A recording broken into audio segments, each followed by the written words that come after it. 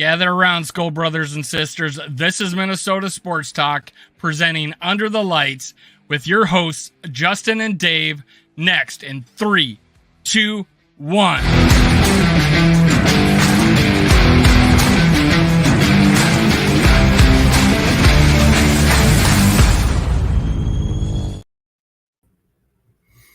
What's going on, Vikings fans? This is Under the Lights with Justin and Dave. Not the show we wanted to be doing. We wanted to be previewing the divisional round of the playoffs, but alas, the Minnesota Vikings lose to the New York Football Giants 31-24. A back-and-forth affair in which the defense got a grand total of 2 stops, 2 whole punts in an entire playoff game. Pitiful, but hey, it was still a fun season. We can't pretend that that it wasn't worth the ride, that it wasn't fun. You know, the biggest comeback in NFL history at home against the Colts, the ridiculous game against the Buffalo Bills, and however many 11 one-score victories, 8 come from behinds, the whole shebang. Dave, how you feeling tonight? I'm just grinding, ready for the offseason, man. Never sleeps. Got guests lined up through 2 weeks, and people still want to talk Viking football, so I'm ready to do it, man. Yeah, we are. I mean, we're always gonna have content to create, people who want to talk, and that's why we do this. You know, it's a fun hobby and stuff, but we do it for the people. And in fact, that's the theme of our show tonight. This is going to be a fans only episode. What's up? What's going on to our extended family member, Vikings Uncensored? Right off the bat. Well, Rhino throws it right out there. It's been 48 hours. Why does Ed Donatel still have a job? Well, that's definitely going to be a talking point. Question number one, man. Question number one. You know, there is a part of me that's starting to prepare myself for the reality that he might be back and that they might say, hey, you know what? We put him in a position to fail because we had, you know, players from a 4-3, players that are over the hill, yada, yada. I'm not saying that that's what I would do. I'm just saying I'm starting to mentally prepare myself for that. And there is some level of truth to that. I don't entirely put all of the defensive failures on Ed Donatel. I put some of the failure on Kevin O'Connell, who hired him in the first place, Kwesi Adofo-Mensah, and the Wills for saying this is the direction we wanted to go. And I'm also going to put some of it onto the players as well. I mean, the players were not all that good this year. There were moments here or there. There were some clutch plays, but they didn't live up to their billing as well. So it's always real easy. What's going on, McAndrews? Thanks for joining us. We appreciate What's up, my brother? We're going to get the link in here. We're going to get the link in here shortly. So if you just click on that, it'll put you into the backstage room. We'll get you on here, give you about 3 to 5 minutes to throw anything out there that you want. But having said that, back to Ed Donatel. You know what? It's real easy to just shoot all of the arrows at the offensive or defensive coordinator. If you go as far back as I do, remember the old Jerry Burns defending Bob Schnelker bit. That ain't Bob Schnelker's fault that AC couldn't pick up his feet and drop the ball on the flat. It ain't Bob Schnelker's fault that Tim Irwin jumped offside. But I digress. If you have not seen the Jerry Burns rant, it is the all-time of all-time rants. It is better than playoffs. It is better than they are who we thought you were. We thought they were, but when you have a defensive scheme where you're rushing only 4 people, and then you leave Eric Kendricks to guard 2 people, on almost every single down, slow. There's more than a personnel problem. Yes, indeed there is. So put your comments in the chat. Like I said, we're pretty much turning it over to the fans tonight. You know, I want to say thank you everybody who's joined us all season, both on Purple and Gold for Days, Minnesota Sports Talk, GG, Raps channel. I've just kind of gotten into the habit of just saying the whole Purple Coat family to get some mentions out there. But if you haven't already subscribed to both channels here, again, that's Purple and Gold for Days and Minnesota Sports Talk, please do. And like I said, we're going to have that link up here shortly. So if you want to get in on the conversation, let us know. Having said all that, what's your final takeaway, Dave? We did a 2 hours and 15 minutes Sunday night with Rhino and a couple of other people. I know you had your show yesterday, and I did with Mike as well. What are your final thoughts on this game and this season in general? I was literally disgusted the whole game on the way our defense played, and we 10 400 plus yard games this season. somewhere in there. Yeah, that's a problem. That's a problem. Yeah, I can agree that players probably need to move on from some players. I think I saw Luke Braun over under 3.5 for how many of these how many starters will be back next year. He might not be wrong. No, He might not be wrong. That might be. I might move it to 4.5. But 3.5 might be fair. And he'll be on later this week. I'm doing a solo show with him on Thursday, which is awesome. Locked On versus Minnesota Sports Talk. We're there gonna you go. talk football, but that should be one of my more interesting shows I've ever done. But that being, I mean, just the pit of my stomach, disgusted. How, I mean, it took maximum effort on the offense to get us back to tied. And I know the absolute hate that's going on Twitter and around the YouTube sphere at Kirk Cousins over one play. Yeah, 10 400-yard defensive performances, and we did 2 by the Giants that had one of the worst offenses in the league this year. Yeah, they're pretty rudimentary offense. Yeah. Well, yeah, it was. I mean, there was good qualities about it, but and he did the best he could, and shows how good a coach's Dayball is, and he probably does it now. Have the leg up on KOC after showing, just out coaching us Totally. against our defense. Anyways, out coaching against our defense in this game. Their defense didn't stop us. Like we stopped ourselves almost. False start on a quarterback sneak. Yeah. Jesus, throwing behind the line of scrimmage twice. That was the worst one. That was the biggest. With 2 drives. Yeah, with behind the line of scrimmage twice with 7 minutes to go in the game. Down by 7. Yeah, this is terrible. And then Irv Smith's going to drop a ball. Worst place to hit him is in his hands. We're going to talk about players that we think should and shouldn't be here for until the cows come home. The rest of this off, up until they start releasing players or people get signed. So I won't dwell on that right now. But yeah, that's my take. I was just disgusted by this defense. About 80% of the year, there was a 4-game stretch where I was giving them their props because they were, and I think, and I had said earlier in the year, individual efforts, like stripping the ball, a sack or interception, or a nice play, where a guy made an individual effort to make it happen. And I just cannot fathom Donatel coming back. But that, I'm gonna use your word. That being said,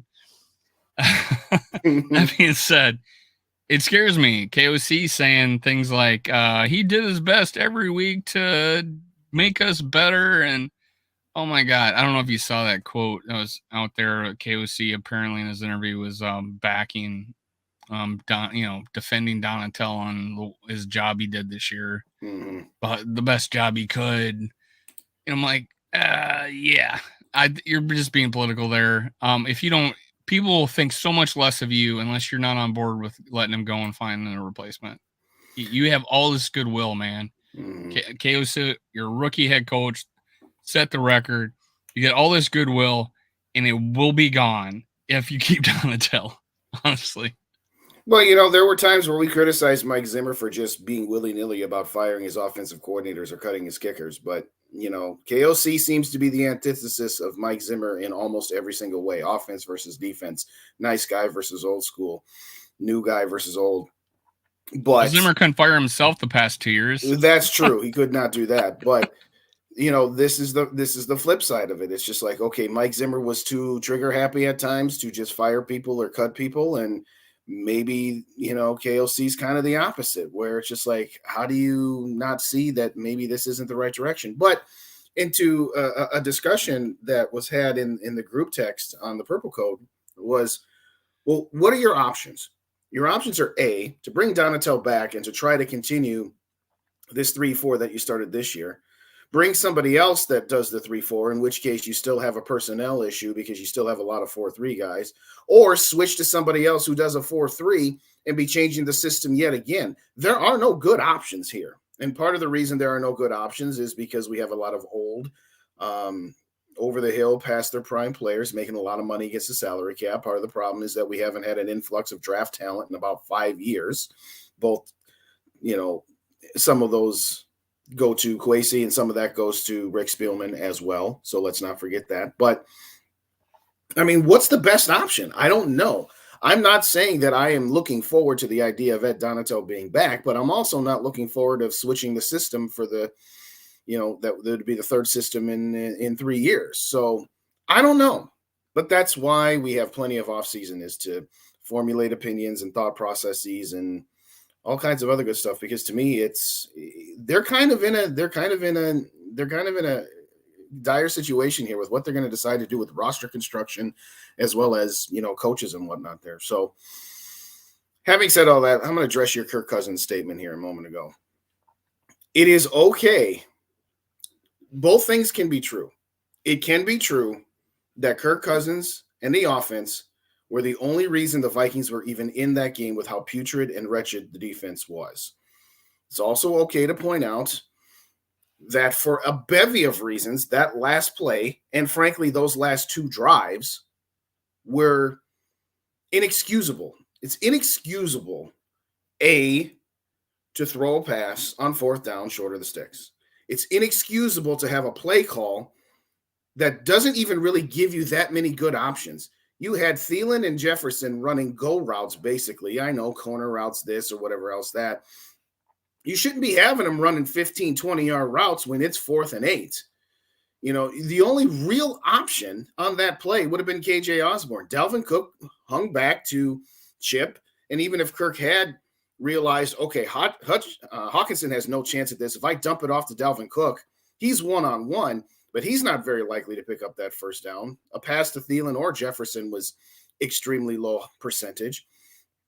So before we talk about Kirk Cousins and throwing that pass, let's also talk about Kevin O'Connell calling a play call that had a very low chance of success. Now, it is okay to point out, in spite of everything I just said, that was a bad decision.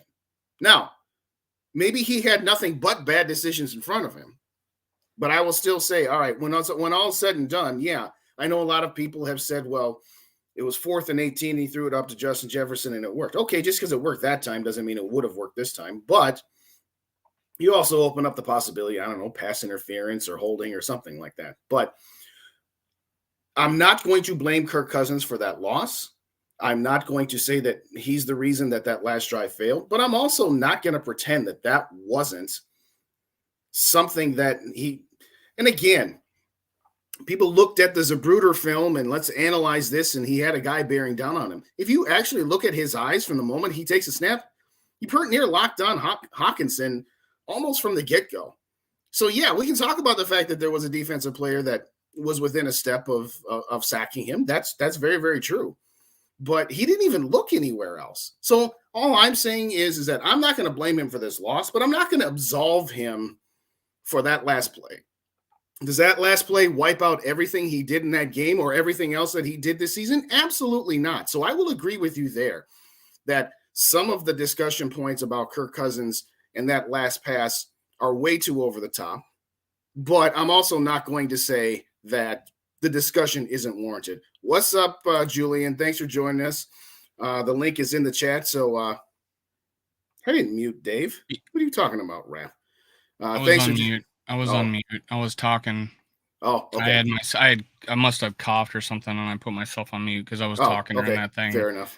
For instance, like you're saying that he was locked on to his tight end on that play from the hike. No, he wasn't. He was Justin Jefferson was the number one read. You're right about 15, 20-yard your 15, 20-yard routes. Well, actually, you're wrong because they were longer than 15, 20 yards. The only thing that would have ended those routes would have been the end zone. Well, right. I mean, 15, 20 or more. So I would have thought maybe Justin Jefferson doing a comeback, like a sharp comeback to the outside, it's to depth, and Hawkinson not chipping. not chipping, but that starts off with Justin Jefferson being solo on the outside. Yeah, put him in motion To allow him him with somebody. allow him to be double, triple team. I mean, and this is what I'm talking about. This is the stuff I'm seeing. Here's what we're not going to do. We're not going to look for excuses to give this man a free pass for soiling himself in the biggest moment of his career. I was a fool for defending this bum. Phil Mackey, Jay Zolgad, and Dex's tweets were right all along. No heart, total clown show. That's our quarterback. That's the stuff I've been seeing. That's over the top. That's over the top. That's what made me become a podcaster, a YouTuber. Is a absolute I was going to say circle blank, but echo chamber that YouTube was when I first started watching it. So I'm not going to go to that soil himself, total clown show, all that. The read on that most likely was KJ Osborne. And he ran such an awful route that play and the play before. Where's the effort there? I mean, the play before, Kirk Cousins blamed himself. I wish I had it back. Would have let him more. He still wouldn't have. He still would have been covered on that play because he rounded off at both of his routes, the play before and this play. Yeah, you want him to throw it past the chains. Is the receiver looking? Where's he going to go? Do you have enough time? That literally 1-2 guys in his face. And he threw it. There are people that will defend Kirk Cousins and say, I mean, I tweeted right, hey, Kirk Cousins effed up. I tweeted that right away. And my second thought was, oh yeah, people are going to crucify him. Crucify him for that. But then there are people out there that are saying, hey, people have thrown, we have thrown short of the chains and got first downs before. I mean, that is a fact. I mean, New York threw short of the chains a lot and got plenty of first downs agast us. Well, they are playing our defense, so there's a little higher chance of success. Well, I mean, it's the 26th ranked defense in the league, right. And we got a 6'5", 200, and God knows how many yards against the defensive back. In Kirk Cousins' belief was that gave me the best chance. Is it right? Maybe not. Maybe it is. Who knows? We won't know. But that play is over, and we're going to and we can get. I know you did your pie chart of and you gave him like 20, or did I gave him 10%. I gave him the lowest amount, and it's more about disappointment. Fair, I'd say 5. I mean, because that's one play compared to absolute disgusting performance by our defense. You're right. But yeah, I mean, there's people that flipped a switch after that play. They've been defending, they've been defending Kirk all year. One play, year. It was like a self-fulfilling fulfilling prophecy. It was like I had a better word for it earlier today. Like, I mean, it's like, they're waiting for it to happen. And and if we lost next week to San Francisco by 14 points, it would have happened then. Pretty much. If we didn't make it, if we didn't win the Super Bowl, it would have been that game too. I mean, it wouldn't have been any game, no matter how it ended. It would have been that game. It wouldn't have been, and it just so happens 4th and 8, last play, down by 7. He didn't make the play. He didn't give us a chance. Is what I looked at as he didn't give us a chance, but there wasn't much chance to be had if he throws it early to those other guys. Like I think maybe one-on-one with Thielen, potentially. But I thought maybe Dalvin Cook, but now he's got to throw it over the big fucking guy that's about to kill him. And has Dalvin been catching the ball? He's been falling down more than he's been catching the ball, So I don't know. There was just a horrible play call. I wanted someone coming back, doing a 15 and come back, a hard comeback. You got to break off your route better than that, KJ. That was awful. I don't chip with TJ Hawkinson. I put him on a route. Key. Yeah. I put him on a route, and apparently Dalvin Cook, and to be fair on Cleveland, apparently Dalvin Cook clipped Cleveland's heel. So I apologize, Cleveland. You got his foot clipped, and that's why he got beat. And I guess that's why Bradbury let him go and tried to help out with Thibodeau. But all he did was spin around and fall down. He didn't block shit. Yeah, but it didn't hurt. But anyways, I'm ready to move on and go. Let's go. I know there's gonna be just YouTube channels that are gonna focus on. I mean, that was realistic. Randy's quote. Yeah. And he's already done a show where getting rid of Kirk Cousins. So I'm like, okay, let's go. Kirk Cousins our quarterback this year. I get it. Let him play out his contract or extend him. I don't care. But he's going to be our quarterback this year. Mm-hmm. We got plenty of places where that he is probably one of the lower problems on our team right now.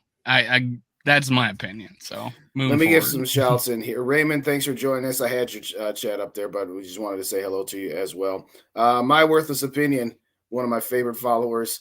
I agree. Cousin isn't the problem. His contract is. He's paid to be the solution. That's my quote, is that Cousins is not the problem, but he's not necessarily the solution either. But that's a whole nother discussion that we could theoretically get into. I'm not going to put all the Raps chats up here, but yeah, he called out your boy, Realistic Randy. Tommy, thanks for joining us. Until after he was forced out to the ring. Well, maybe the angle I saw, it looked like that he was, but oh, look at that. Rap actually had a serious comment. He did play good. Yeah, he did. And that's the thing. And I'm going to get back to Rhino's comment here in a second, but that really addresses some of that other stuff.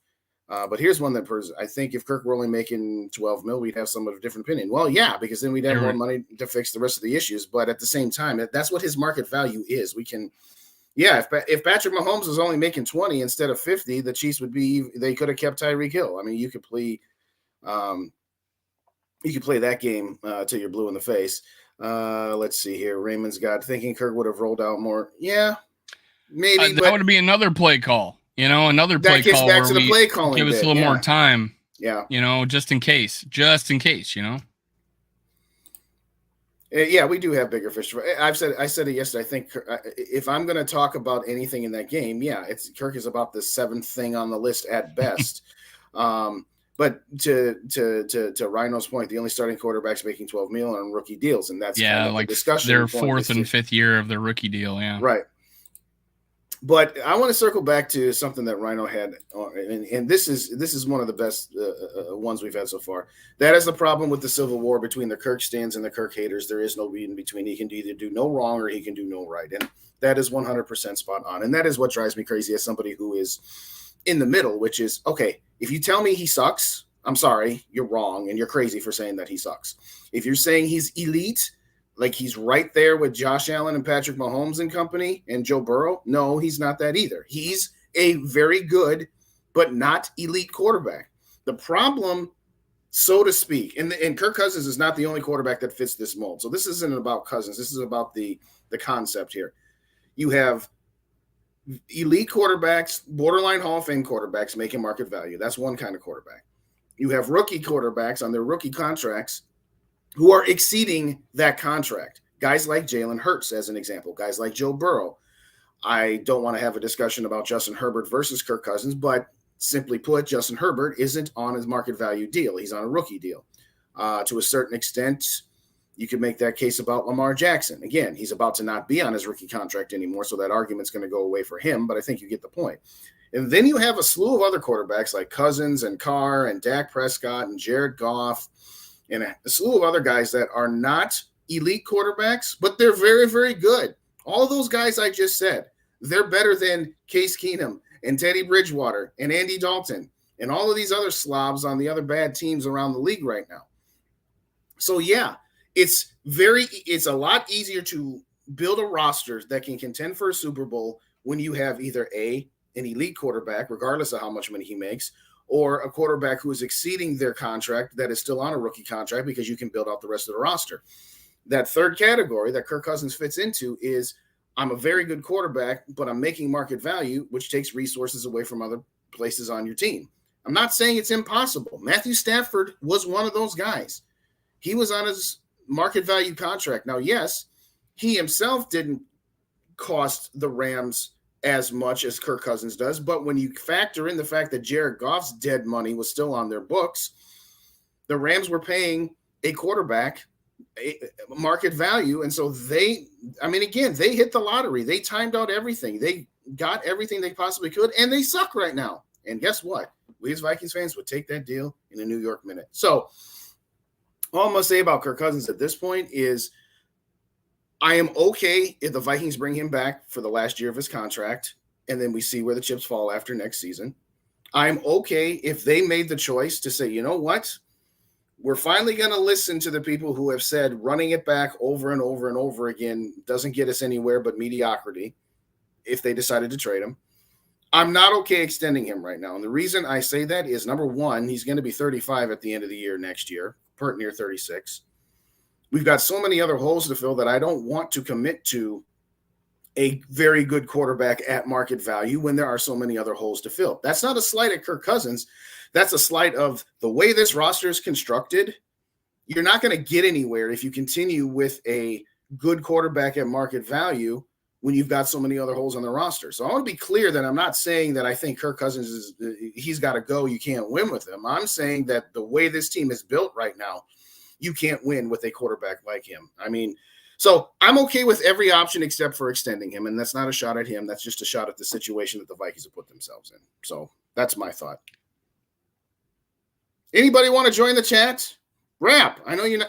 Hopefully you're feeling better. First off, Rap, you put out a couple of short videos. We put the link out there. The link is in the chat, and it's on both pages there. So if you want to get in, just click on that. It'll put you in the back, and we'll get you on here. Say that again. I gotta go to another page to enter it. I just put the link in there if anybody wants to join. Yeah, I put it in too. So I don't know.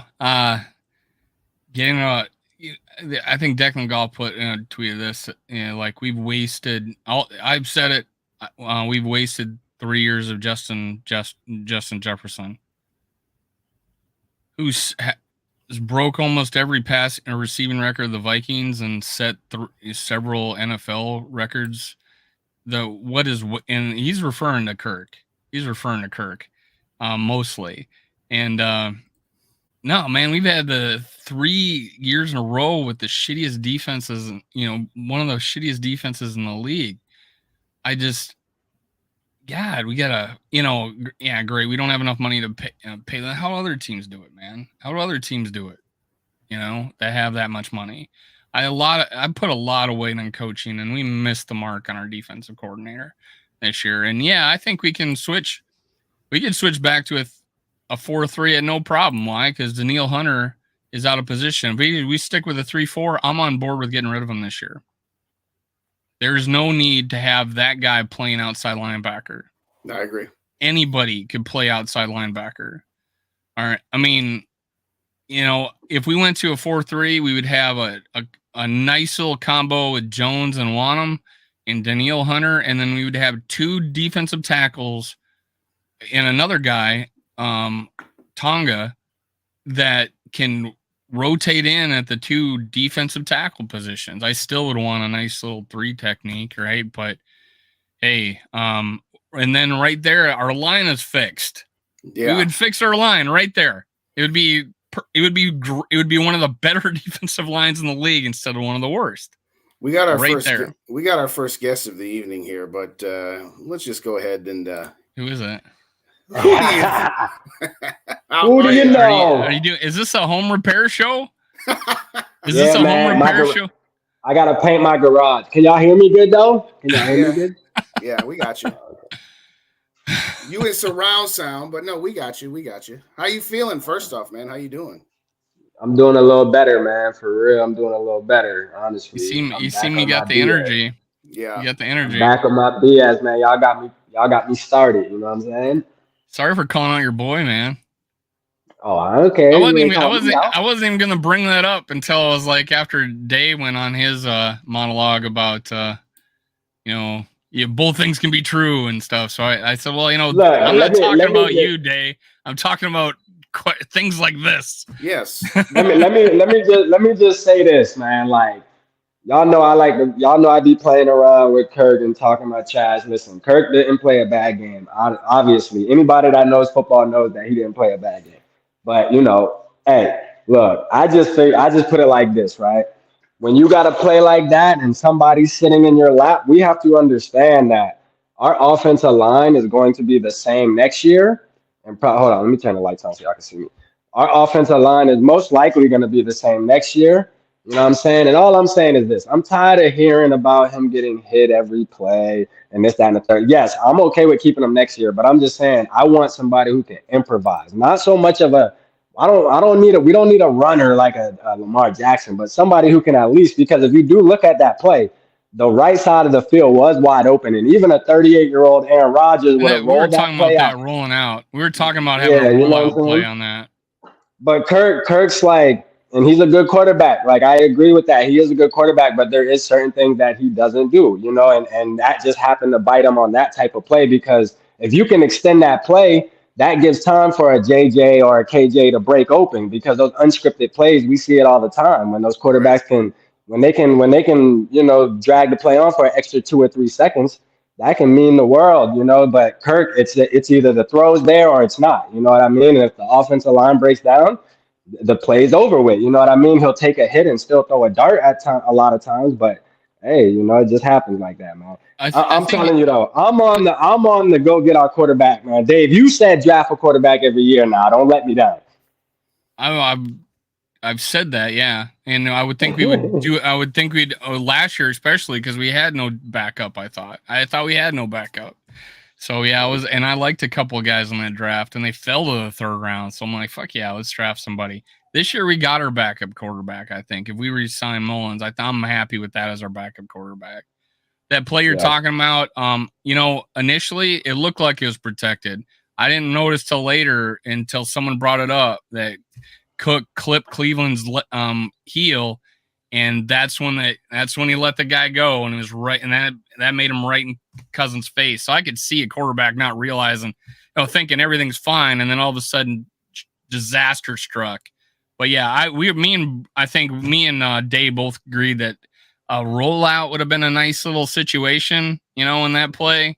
Have a JJ do a comebacker at 15 yards, anything other than what happened. And then just this one more thing on this, and then we can get off because we're going to be talking about this play probably for the next 9 months. You know what I mean? Right. And 10 years probably. Yeah, and look, I understand. I understand. Like honestly, like I said before, anybody who understands football knows. Like, I mean, Kirk's not the reason we lost, but I had faith though that we went all these fourth quarter comebacks, 8-0, 11-0, and one score games. But it's just weird that it's all in the regular season. Yes, they matter. But when it's a do or die game, and that's why the narrative is what it is on him, and it's none of our fault on this panel. Like it just is what it is. Like it just happened how it happened. And guess what? He throws a check down, bro. Like what people call it. I feel bad for him to be real, because I mean now the narrative is just going to intensify. If you go watch the media this morning, they're destroying him.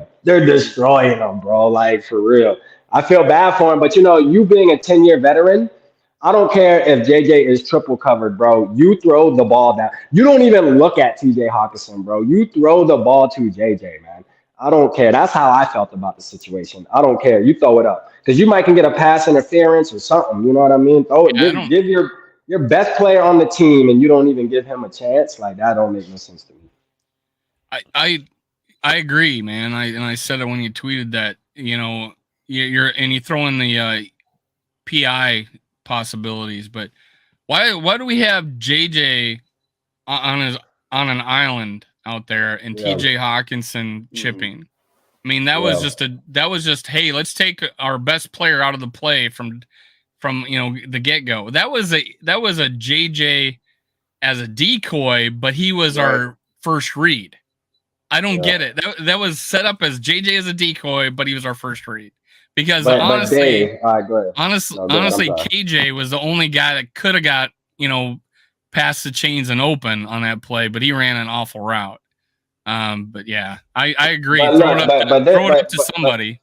But this is my thing too with Kirk though. he has to stop relying always on just if the coach doesn't make the right read, then the play's not going to work. You know what I mean? At some point, you have to be a veteran, 10-year quarter, bruh. You are the franchise quarterback, bruh. Listen, he calls the play, yeah. And even Kevin O'Connell was leaning towards that in his press conference. Like Kevin O'Connell's so nice where he's trying to take the blame for it, but you can read between the lines where Kevin O'Connell's like, Kirk, like, you were supposed to, take that risk, bro. You were supposed to take that chance regardless. Like, you know what I'm saying? Like you got to take the chance, bro. You can't always, you're a grown man, bro. You've been in the league long enough. You're a veteran and we believe in you. You have to take those chances, bro. You can't always depend on the coach to make the perfect call for you in a crunch time like that, man. You've been doing it all year. So I was expecting us to win. I ain't gonna lie. When we were down by a touchdown and we were moving, I'm like, this is right where we want them, bro. We're about to I remember you said that. I'm like, yeah, I say we got them right where we want them, bro. I was confident, but you know what? We had a great season, though, man. We'll get off the Kirk thing. We've been talking about it long enough, but yeah, we had a great season, and you know what I'm saying? Like, we got to be thankful, man, because like I said, like I keep saying in my videos, there's gonna be 31 teams that feel just like us at the end of in the next couple weeks, and guess what? There's a team last night, Tampa Bay. They feel like us right now, and they got mollywopped last night on Monday Night Football. So. Yeah. It's the pain of the game, man. Well, to James' point here, yes. How about the defense makes that? Again, we started off by saying how putrid the defense was, and it is one of those. Yes, it is unfortunate, and I said this right after the Detroit game. The headline for my Monday musings was Kevin O'Connell outsmarts himself, and unfortunately, through the first 12 games of the season, he hadn't outsmarted himself. But the last handful of games, it's just like, what were you thinking? Why are you trying to be the smartest guy in the room? Why are you trying to say, oh, look at how crazy an idea I had, and then I can say how well that works? To me, it's like, okay, there is no reason on the second drive of the game when you went down the field, scored a touchdown, and then they went right down the field and answered you. On 3rd and 1, there is no reason you should be doing this dipsy doodle. I'm going to have Cousins throw a backwards pass to Jefferson, who's then going to throw a pass to Kirk Cousins. That's one example of Kevin O'Connell outsmarting himself. The second to the last drive we talked a little bit about earlier, where you had 2 of your 3 plays on that 3-and-out be swing past the running back, and then they dusted off the tight end screen. Honestly. So damn it. But the other thing that I had said was it's unfair to the offense because, unfortunately, the offense was going to have to carry this defense. And so, unfortunately, when it comes down to that last play, are we overanalyzing it? Probably. Is the national media overanalyzing it? Absolutely. But you knew going into it that was the only way you could win, was the offense to be dang near perfect on almost every drive. I look at it like this. The position we were in that game is the position we were in every single game that we won this season. What was the difference? Yes, our defense played horrible, but we were down by 7 and we have the ball. You know what I'm saying? Like with plenty of time to go score. Like we were in the same position we've been in 11 times. So, I mean, I don't get what the big deal. I know the defense was horrible. Yes. When has the defense not been horrible? That's what I'm trying to figure out. You know what I'm saying? Like every game we won, the defense has been horrible. But, hey, Kirk and them they pull it through. You know what I mean? Like the offense, they come through. And we knew this from the beginning of the season. In a lot of those games, we did get some help from the defense, like turnovers. Yeah, we didn't get any turnovers. Or they made a couple stops in the fourth quarter, you know. Yeah, but I still look at it like this, Dave. But we still were only down 1 possession, regardless. Though we still were only down 1 possession. Here's the counter to that, Rep. Which was a miracle. I ain't gonna lie, which is a miracle. Exactly. They really should have been down more than that because we should have. The Giants. If Slayton wouldn't have dropped that ball, thank you. I was just gonna say. Oh God, yeah. Slayton doesn't drop the ball. He's running for 40 yards. Yeah, it was over with anyway. So Jesus. I had the stat, and I don't remember it off the top of my head, but in the Vikings' 4 regular season losses, they were -9 in the take-give, only getting 1 turnover and committing 10 turnovers themselves. When they got 2 or more turnovers, they were 8-0. So realistically, the offense, as you said, Rap, is exactly where it was all year. This entire offense all year, yes, it made clutch plays, but the differences in the games where the defense didn't necessarily say, oh, the defense won this game. Defense didn't win a single game this year. Let's be clear. But in the maybe games Green Bay. I think you called that one game the defense won it. I think it was the Buffalo game. And Buffalo. I'd have to say Buffalo too, because Buffalo they I ain't gonna lie, they clinched that shit up. Well, yeah, they only gave up 3 points in the second half to Buffalo. And it was on that final drive where they had that complete pass that wasn't even incomplete. But the point I'm making here is that the games they won, even in this scenario you're talking about, the defense did enough to say, okay, we're not holding up our end of the bargain, but we're at least going to throw a little something into the pot, which they did not do on Sunday. Let me get some shout outs in here. We done been talking a whole lot. What's up, squad in the building, man? My bad. I can't see the comments. I'm on my cell phone. We got James in the house. Thanks again for rapping. We're behind. More people are chatting with us. I know. Dave, thanks for joining us. Very much appreciated. There's a difference between a runner and a scrambler. Yeah, no, that's absolutely true. Another James up in here. How about the defense makes that? Yeah, we talked about that. Deep shot, Jake. What's up, my brother? Thanks again for joining. I appreciate you. He just gave drop shot, man. Drop shot, Jake. I see that icon everywhere. Yes, I know. What is it? Drop shot. Thanks for coming. We all know Skull Mafia is in the building. Thank you kindly. Purple Gang is right. Let's see. Dave Thibodeau's in the house. Thank you kindly for joining us, Dave. We appreciate you. Is there anybody else? No, I think I've gotten them all here, but make them punt. Yes, Casey Ben Washington and split for LA after the Dwayne Haskins forced upon him to develop. Oh, right. Well, no, that's a very good point. That Tommy. Thanks, Tommy. Very appreciate it. What he's saying is that when Washington. He doesn't want to be a feature. He then went out there, so maybe he doesn't want to go down the develop a rookie quarterback route, maybe. And that's a very fair point. That's a very fair point. The thing is, man, we eventually gonna have to do something. That's the key. At some point, and it gets back to, and I forget which commenter had it up there a moment ago, is at what point do we actually, and not just taking like a 4th or a 5th round flyer, when do we actually use some of the draft capital? When do we realize that Kirk Cousins isn't the only mug that can throw a football, dog? That's the main. When do we realize as Vikings fans that Kirk Cousins is not the only quarterback that can play football in the world? Okay, there's other options, bro. We did it for 6 years. It didn't work. It's time to move on, and the experiment is over. We brought Kirk Cousins in 2018 to get us over the hump. 5 years, but we're going to go into 6. We brought him in to get us over the hump. We won 13 games with Case Keenum. You know what I'm saying? Like, I'm just saying, bro. Like, I'm just saying, though. Like, and don't get me wrong. I'm okay with running back with Kirk next year. It is what it is. You know what I'm saying? But I'm just stating the obvious. Like, when you keep doing something over and over and over again, and don't worry, what do you call that? It's called insanity. And yes, every year we can keep saying, well, the O-line and this. And guess what? We're going to extend them, and we're going to have the same argument next year. Well, the defense didn't make stops, or the O-line didn't block for him. Listen, You need somebody who can overcome some of your defaults, man.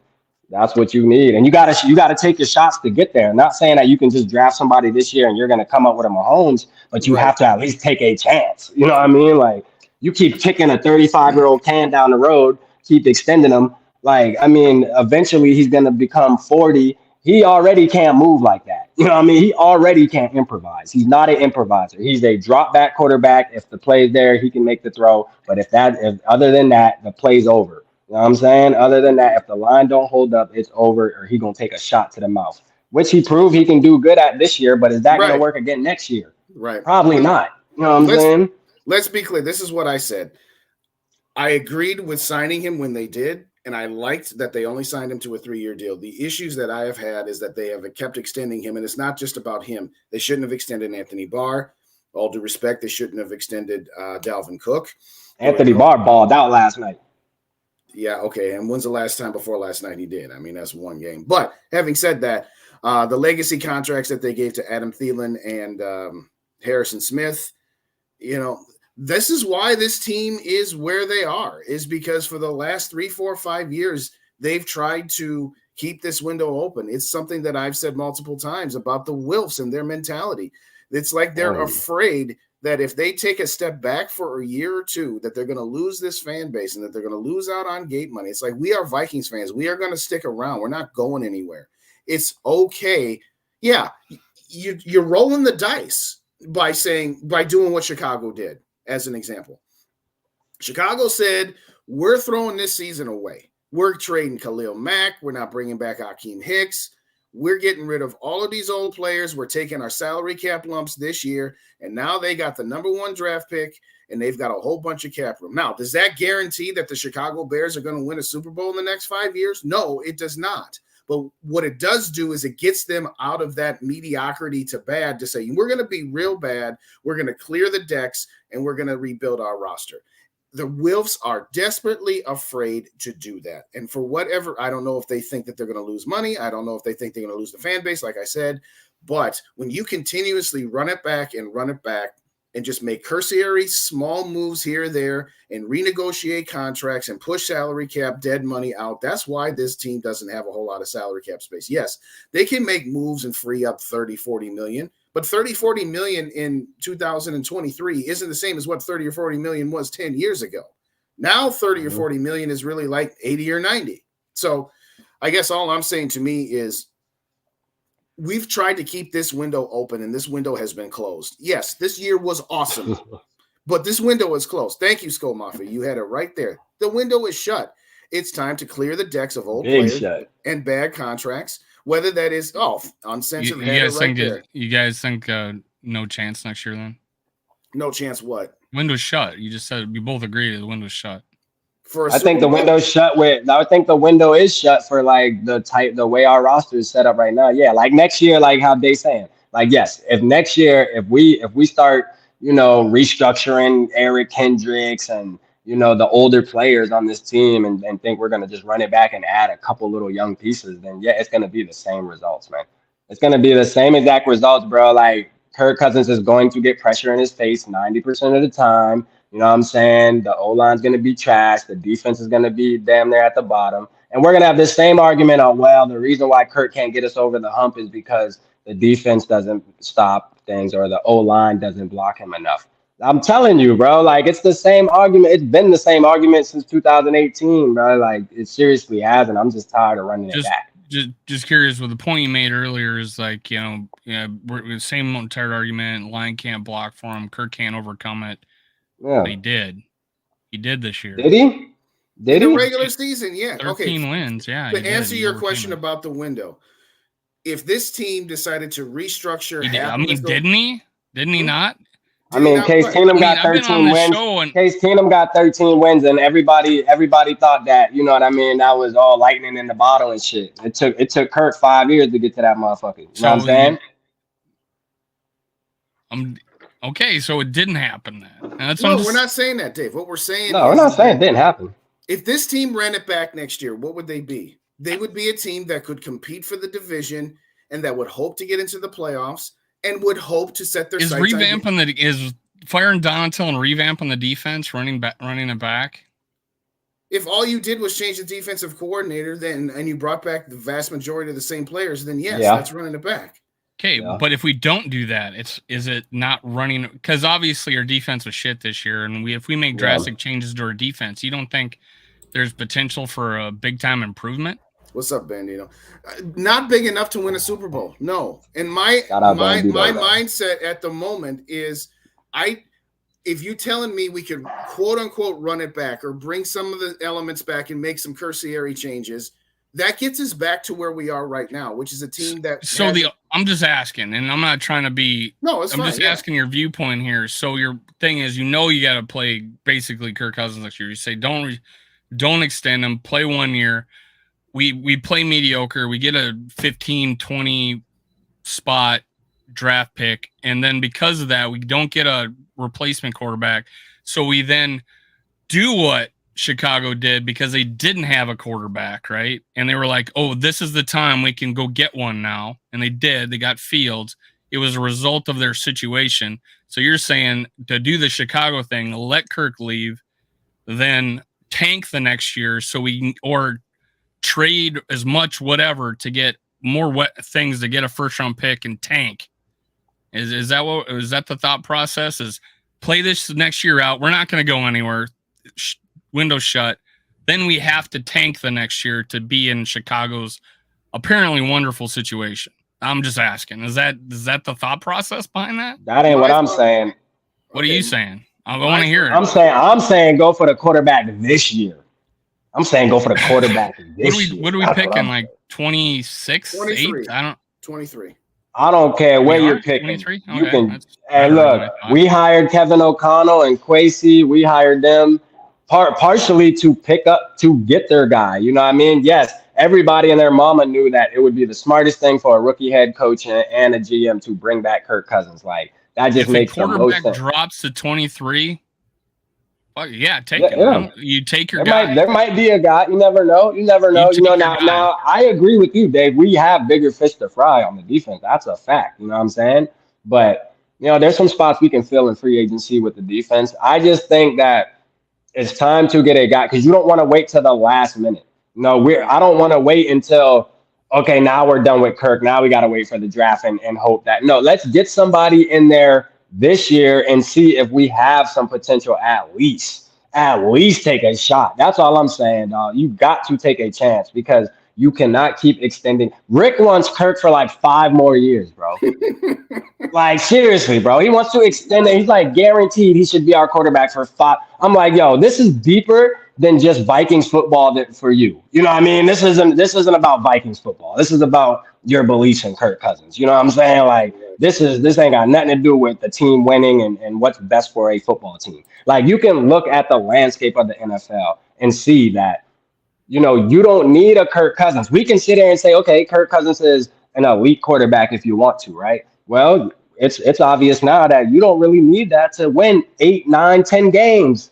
Like, do you think losing Kirk is going to risk us that many games? Like, let's be honest here. Bro. When you got Justin Jefferson, Dalvin Cook, Justin Jefferson going to catch whoever throwing to him, bro. I can throw the ball to Justin Jefferson. He's been good since he's been playing Pop Warner. Kirk Cousins ain't been his quarterback his whole life. You know what I'm saying? Like, what makes people think that Kirk's the only guy that can make Justin Jefferson have a good season? I don't get that, bro. You know his story, right? I know he was like a 2-star recruit and all that, but he still was a savage. Just asking. I'm just asking. Still was a savage his whole life, man. Come on, man. All I'm saying is, look, I don't have any problems with Kirk as far as how he played this season, but I do have a problem with running it back over and over again with the same quarterback. Like I thought of Kirk as the type of guy that you bring in to get over the hump. All right, it's been long enough. Okay, like that's all I'm saying. It's just been long enough. At some point we just have to hang it up and move on, bro, so we can get this new process started. Like, we changed everything else. Why not? You know what I'm saying? Like, why not, bro? We're not gonna miss him that much, bro. He's replaceable. All right, he's replaceable. So to answer your question, Dave, Zach Wilson. Yeah. Stop. That was brought up here a couple times in the chat. By the way, I know you can't see it. What I'm saying is this: after 2019, when they lost to San Francisco, I was ready to transition then because all we've been doing for the last 3 years is spin our wheels. Now, yes, the first 2 of those years we were 7-9 and 8-9 and barely missed the playoffs. This year we won the division, got into the playoffs, and lost in the first round. Yes, we can keep spinning our wheels, and we probably could for another year. I'll just say 1 more year, do exactly what we did this year, which was to be competitive for a division and get a home playoff game in the first round. Where does that get you? It gets you needing everything to go perfectly well. That's what happened this year. Near everything went perfectly well. We got so many breaks, won so many close games, came up with some ridiculously clutch plays, which is all well and good. We don't have to apologize for that. We don't have to give those wins back. But what have I been saying? What have we all been saying? Is that sustainable? And so, yes, you could push through 1 more year, and then you're going to start your process over. I'm saying that if they said, we're going to start our process now of tearing it down to rebuild it back up, I wouldn't have an issue with that. And I wouldn't be pissed off that, they got rid of Kirk Cousins, and if we hadn't done that, we would have been a playoff team. I don't care about being a playoff team. I care about being a Super Bowl contending team. And right now, this roster is not a Super Bowl contending roster. So to me, my choices are, do I continue with a non-Super Bowl contending roster that could make the playoffs and your ceiling is around the divisional round of the playoffs, and if you get real, real lucky, you could get to the NFC Championship game? Or do I want to just take a step back and start a new process that hopefully can get us back to that level? I understand that it's a lot of rolling the dice. What's your time limit? As long as it takes. Why can't we just use 2017 as a blueprint? Number one defense why in can't the league we? that year. I mean, You want to know why? Because we had money to spend to make our defense fire like that. That's why. Ever since we signed Kirk, of course we're not going to be able to have the number one defense because he took up a lot of the cap.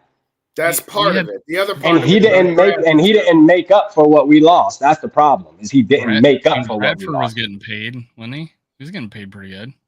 Bradford was getting paid 12. He wasn't getting paid 28. And then we had 3 quarterbacks. So Bradford was 12, Keenum was 3, and Teddy was 4. So that's okay. So we had $20 million to the cap. Yeah, and Eric next year we were paying 28. Eric Kendricks was on a rookie contract. Diggs and Thielen were on rookie contracts. Yeah. Anthony Barr was on a rookie contract. Good timing, right? With all those other players on rookie contracts, we're in a different situation where we got a lot of older players with extended contracts. And that's my whole point. Your time limit is whatever it takes. Yes, I am willing rebuild it, and we could suck like the Jets for 15 years. Dave, let me ask you this. Hold on, Dave. Answer this, Dave. Hold on, go ahead. KOC won't be here in 10 years if we're shitty for 10 years. I'm just saying. The point. The point is. What's the point then? I don't get it. Kirk will still be here 10 years from now. He won't. I mean, we're talking about we're in a podcast the second 2 days after the game talking about 2025, season. What I am saying, Dave, is this. We're saying lose, and we're 2 days after the season. I ain't saying lose. With a team with the 7th best offense in the league, and we're saying we don't have enough to go to the Super Bowl next year. We don't. Of course we don't. We didn't get there yet, but we could. And you're saying, hey, let's talk about we're not doors shut. God, that's going to be a shitty year of podcasting if my co-host and I are talking about how the door's shut this year. Don't watch us. Before the season even started. It's going to drive me nuts all year long. I guarantee it. Here's my point. I am saying that I am willing to roll the dice on the likelihood that this team could be bad for a year or two under the reward of possibly getting out of this mediocre middle, this purple purgatory, this – the thing about the Vikings is they're very rarely trash, but they're also very rarely outstanding. They're always, for the most part, stuck in that middle. As Rhino said earlier, they're never, regardless of who the quarterback is. Exactly, which is even more evidence. They're never don't matter who the quarterback is. We're always at least going to win 7-8 games. They're never in a position to be bad enough to have 13. a top 5 pick. Okay. They're never great enough to have a 3-year sustained window to compete for Super Bowls. What I'm saying is that, yes, I am willing to accept the possibility of a couple of bad years that may turn it around to become a Super Bowl contender again, and it may continue for 3 or 4 years beyond that. I'm willing to in order to get to a point where we get out of the middle and try something different. We had Christian Ponder. Christian Ponder got brought up here. And by no means, do not anybody come up in here and say that I'm comparing Ponder to Cousins, because I'm not. I'm about to say, man, don't be super willing. That's your situation. Don't be super willing here tonight, man. We drafted a quarterback to be our future franchise quarterback. Yes. Twice. Yes. In recent history. And what happened? Yeah, but Teddy Bridgewater was an unfortunate situation. Exactly. Teddy Bridgewater not with us anymore. We went to the playoffs once with Christian Ponder. We went to the playoffs and with Teddy.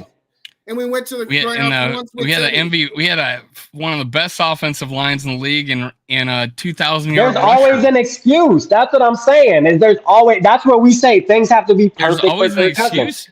Well, do they have to be perfect? Yeah, because every time we say something, you keep bringing up reasons on why. I know you were probably a Jets fan at that point in 2012. Oh, well, Case Keenum made it because we had the number 1 defense. Christian Ponder made it because we had the best running back. Like, okay, we have the best receiver this year. Why the hell Kirk can't win? You know what I'm saying?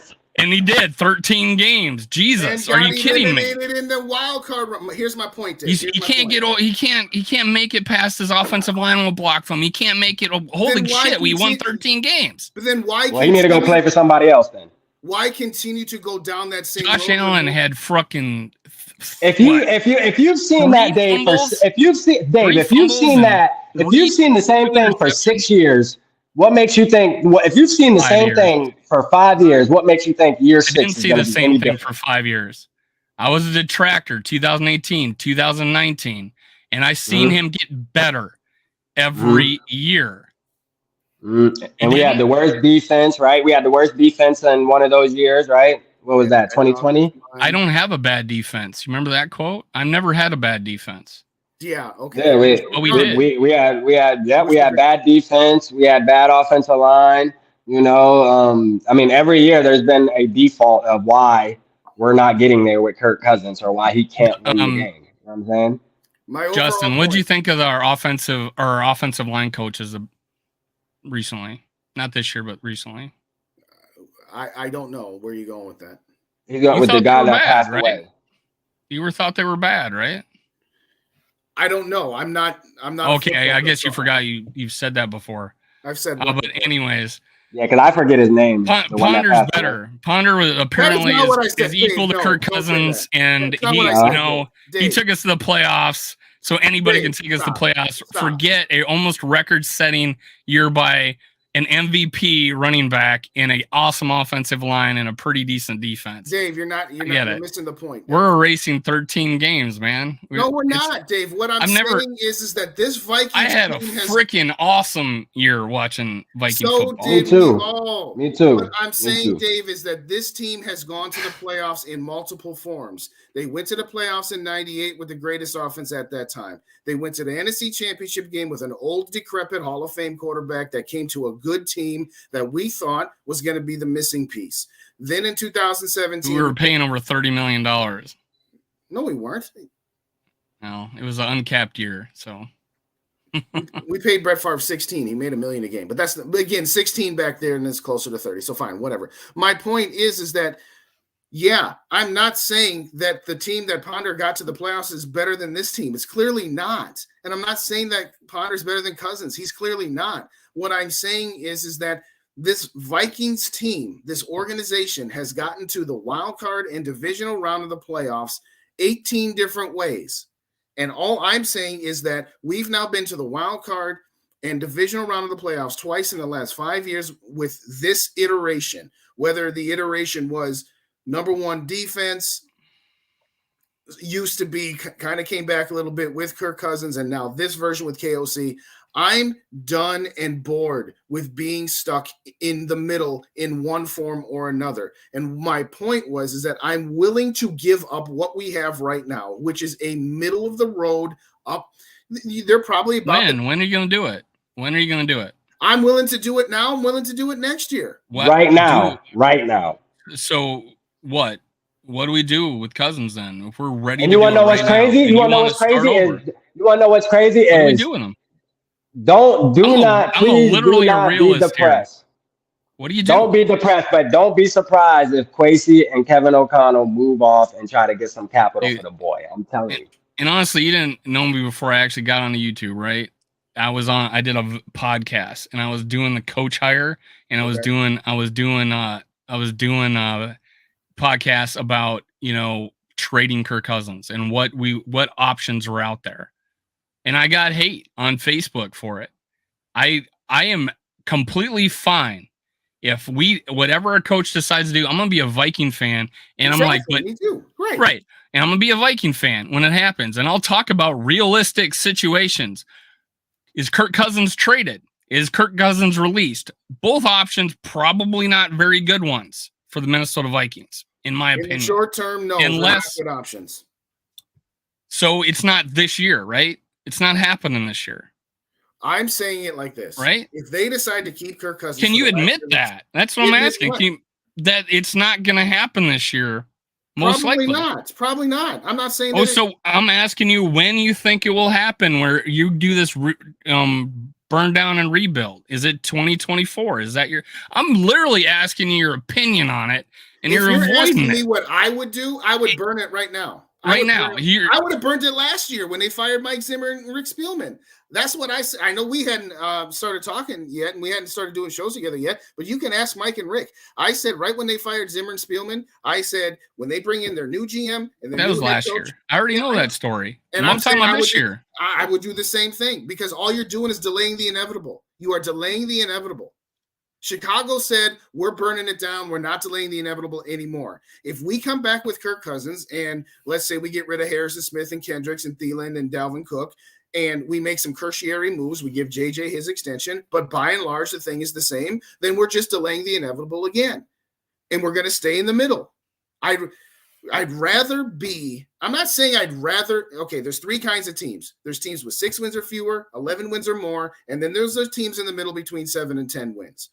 And I'm saying that my first choice is to be 11 or more, which is what they were this year. My second choice is to be 6 or fewer, because being 7 and 10, yes, you can come up with 1 or 2 examples like the New York Giants, like the Green Bay Packers, that managed to be a 10-win team or a 9-win team and win a Super Bowl. That is so few and far between. But we have seen the Vikings be in the middle for decades.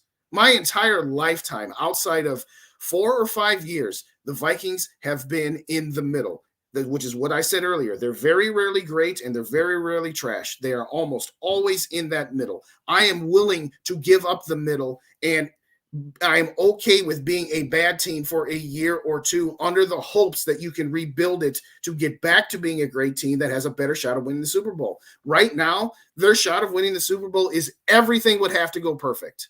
And everything almost went perfect this year, and we see what it got us.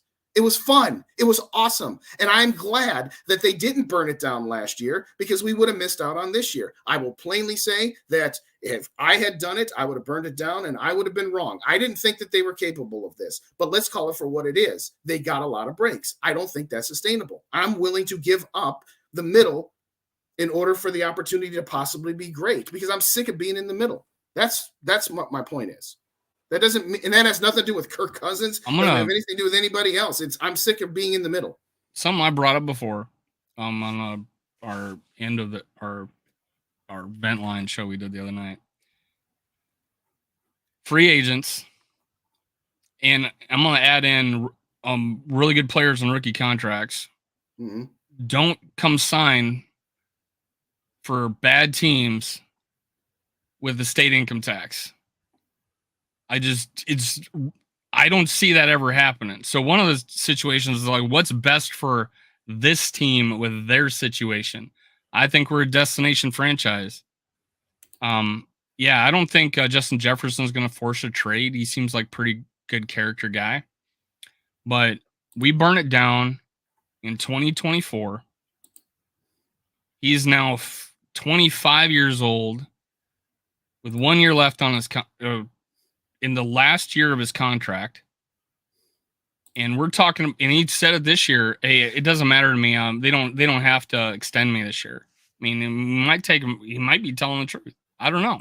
Mm-hmm. But is it worth him waiting? Because does he want to be stuck with a team with no future? He's willing to wait and bet on himself that his contract gets up. He can make bank. And he's only going to be 25. I don't see free agents coming to rookies resign, or good rookies resigning, and the teams that rebuilt and went after that number one quarterback traded their best players. They got rid of they traded their best players and established high draft picks and went after that number one pick. Who's our best player?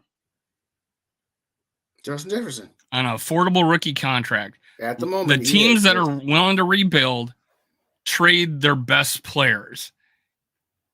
The fact that you want to keep, I mean, I'm not singling you now. The fact that the option would be to rebuild, not trade our best assets and go after a quarterback, and without trading our best assets, because we're not going to be able to trade Kirk Cousins for a big time. We're two things will happen. If we did get a high draft pick, that means we're eating a lot of that contract. Now we still got Kirk Cousins' contract with a rookie quarterback. We'll really suck for 1 year because we got a rookie quarterback and $30 million eat 35 or whatever eating the contract. It'd be 12, and we may have gotten a decent draft pick out of the trade. Mm-hmm. But he's 35 now, right? So, I mean, the teams that rebuild traded their best players, and our best player is Justin Jefferson. So I'm just realistically, I want to keep Justin Jefferson. I don't think the best way to do it is burn down the team, man. I just don't see that happening. Okay, I want in 2024. I want to address a point that James put up here, and then I'll get back to what you said. So you want to be Houston? No, I don't want to be Houston, James. I think the chances are higher of being Houston than they are being us right now. And what's the difference? What's the difference between us and Houston right now? Pretty good quarterback that 5th in passing, and a Justin Jefferson. Both Houston and Minnesota awesome and set NFL records. A good running back. Both Houston and Minnesota are sitting at home next week. Good receiver. We're both sitting at home next week. You're comparing a team that won 3-4 wins to a team that won 13 and made the playoffs, man. Yes, I'm comparing two teams that are not winning the Super Bowl this year. There's a lot. Yeah, every team that lost this past week is the same as Houston. That's not a comparison. Well, come on. Here's my point I'm addressing James' point here. I want you to think back to 2017 when the Vikings had Case Keenum and went to the NFC Championship game, and so did Jacksonville. Jacksonville was terrible up until this year. They now have Football Fabio. They're a pretty good team, man.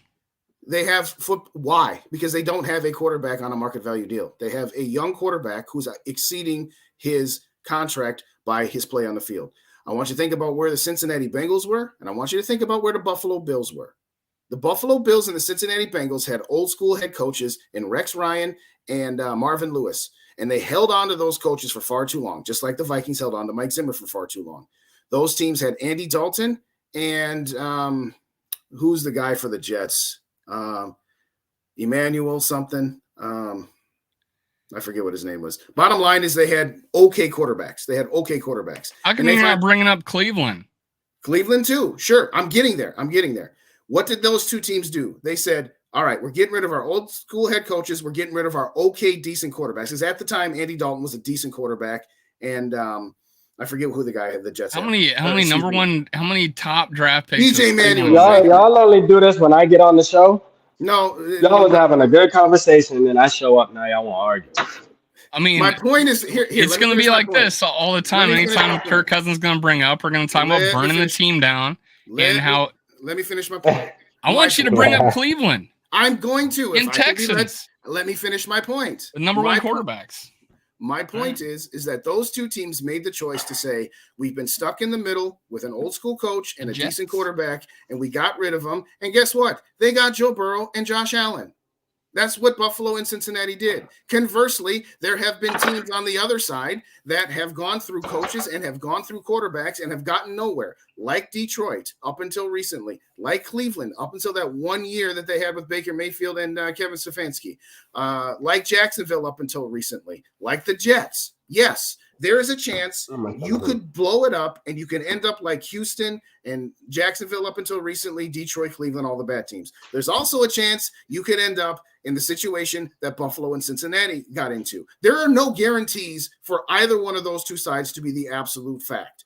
Let me ask you this. Hold on. Go ahead, real quick. Go ahead. What you are guaranteed is that if you keep running it back with by and large the same players, you're going to be stuck in the middle. I am willing to risk being Houston for a year or two, hoping that that's all it is, for the reward that Cincinnati and Buffalo are now. That's my point. Called a short-term investment, man. Short-term investment, man. Now, I'm going to let you get back to your agree with you. Let me get some of these. Blowing up your team is a short-term investment? Yes. But hold up, Dave. Let me ask you this, Dave. This is a serious question.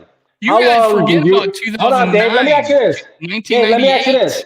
How long do you think it's going to take to build up for our defense to be good for Kirk? Like where it's going to be like a top 10 defense? How many years do you think that's going to take? I don't know. And for our Buffalo turned their defense around pretty quick. How long? How many years?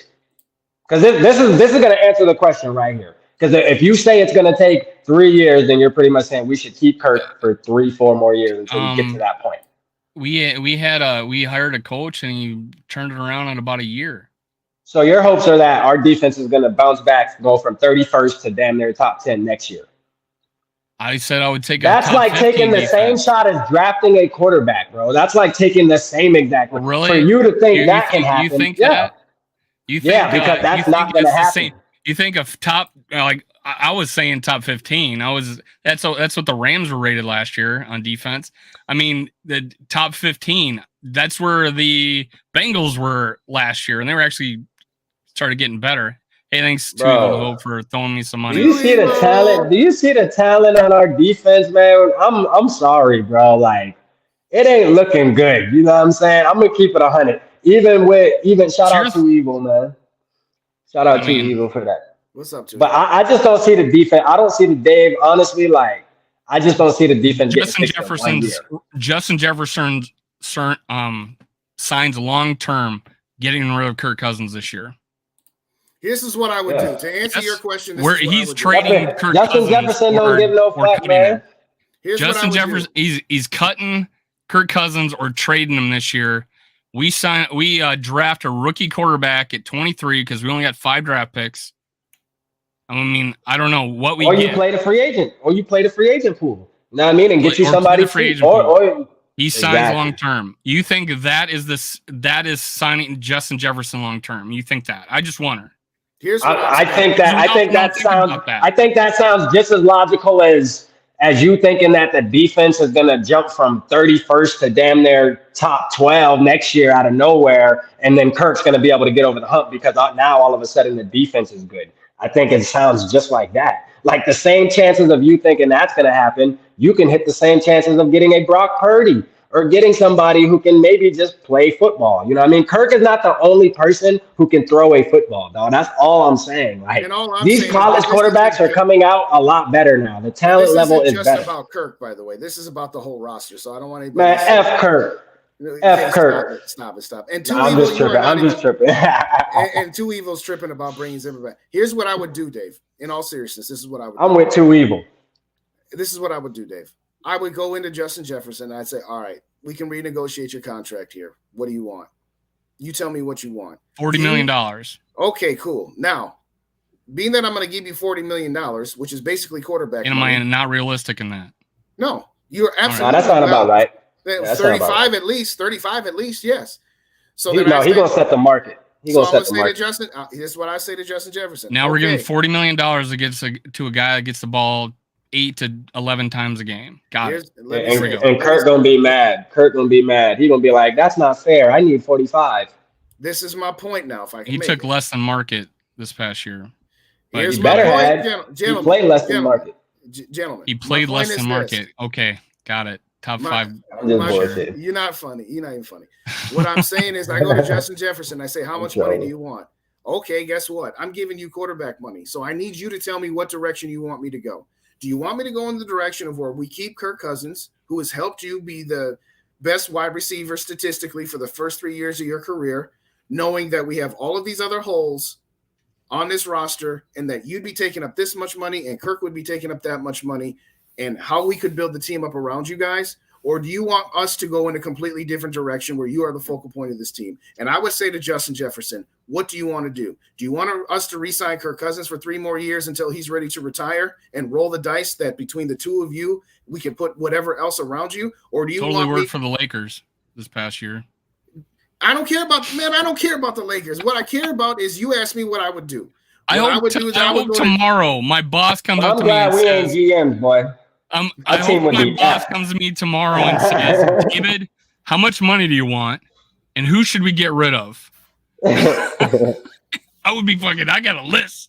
Yes, actually not with this new job. I love my new job, and I keep everybody. Point isn't that means you're going to do exactly what he says. My point is that then you're going to gauge where he is at, and you could say what I would say to Justin is this: do you think we can win a Super Bowl with you making your market value with Kirk Cousins? Or do you think that we should trade him, get some assets, and rebuild for a couple of years so that we could try to build a team that could actually win one? And he would give you his opinion. That doesn't mean you follow his words to the letter. That means now you've gotten his input and you've gotten his opinion. It's as simple as that. But no, I'm not just going to re-sign Kirk Cousins for 3 more years and re-sign Justin Jefferson, because then you can't rebuild this defense. You're talking about something that's not ever happened yet. I mean, my point is that if you just run it back with Kirk Cousins and Justin Jefferson, who are the two next year, either way, next year or beyond, just keep on keeping on, man. Just keep on trying. It'll work. You're not going to be able to. Because we never got close doing this. We never got. We haven't. 98, 2009, 2017. Yes, never, once a never decade. Close. Yes, once a decade. and you want to go the route. Look what Culpepper did. Culpepper ain't half. You said Culpepper ain't half the quarterback is Kirk, right? I want to go the route that Cincinnati and Buffalo went because that's the same route. To win the lottery. Basically. What difference does it make, Dave? Either you win the lottery or you don't. Or be Cleveland. That's what I'm saying. You got to play to win. I'm willing. And we have. I'm willing. You're exactly choosing the opposite. Lose for 3. Cleveland been to the same amount of playoff games as us in the past 3 years. So what are you mad about? I'm just saying, Cleveland been to the same amount of playoff games as us. Why are you picking the past 3 to 4? Why are you picking the last 3 years? Tell me what they've done. Well, how about this? Since Kirk's been our quarterback, the only way to do the playoffs just as much is to win the lottery in the draft and pick the right quarterback, and hope we can put a team around him. I'm saying is, how long do you think Kirk gonna be able to play? We're hoping that. How long do you think Kirk gonna be able to play? You don't think changing y'all think he gonna be Tom Brady, man? Kirk is not Tom Brady, man. This man like 36, man. Time to hang it up. We just did that. Yeah, Kirk ain't win a damn championship. Kirk ain't win a championship game since Pee Wee football, man. Hang it up. There's not the only thing I said good about Donatel is that he was, well liked. And that he would be a calming influence to Kevin O'Connell. I was not thinking at Donatel as defense. Kirk ain't never win a bowl game in college. He ain't never win a Pee Wee trophy. He won the Big Kirk Ten ain't never win a damn trophy in his life. He won the Big Ten championship and won a bowl game. Oh, he did? Yeah. My point is this. We had this conversation. You just forget about it. You're talking about, you just got done saying you're playing the lottery. And you're saying that the chances of the lottery hitting are. Don't explain Kirk. Isn't that what we've been doing? That's what I'm talking about. Isn't that what we've been doing? We've been trying to win the lottery with burning the team up and drafting a. Hey, Dave, when you trying to start this Hate 8 show, man? We'll talk offline. I gotta go, man. I'm gonna be tapped in my phone on 3%, man. Hey, y'all have fun, man. Keep it going. I want to listen tonight. We're not doing a show tonight. Nah. Right. Nah. That's how I find out. That's how you find out. Right. We'll stay on longer then. I was about to go in about 5 minutes, but all right, fine, fair enough. See you, Rap. All I'm saying, Dave, is this. We've been doing this strategy for decades, and every 8 to 10 years, we have a pop-up season. Okay? Every 8 to 10 years, we have a pop-up season doing it this way.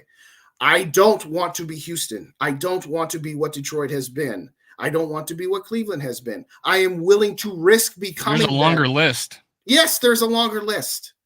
And that longer list has just as many Super Bowl appearances as we do. None. It's not about being a good team that can get to the divisional round of the playoffs. Huh? Jets have a Super Bowl. They do not in the last 40 years. Come on, Dave. You know what I'm trying to say. In our lifetimes, only 6 teams, I think, that didn't have a Super Bowl, right? My point, Dave, Cleveland does not have a Super Bowl in the last.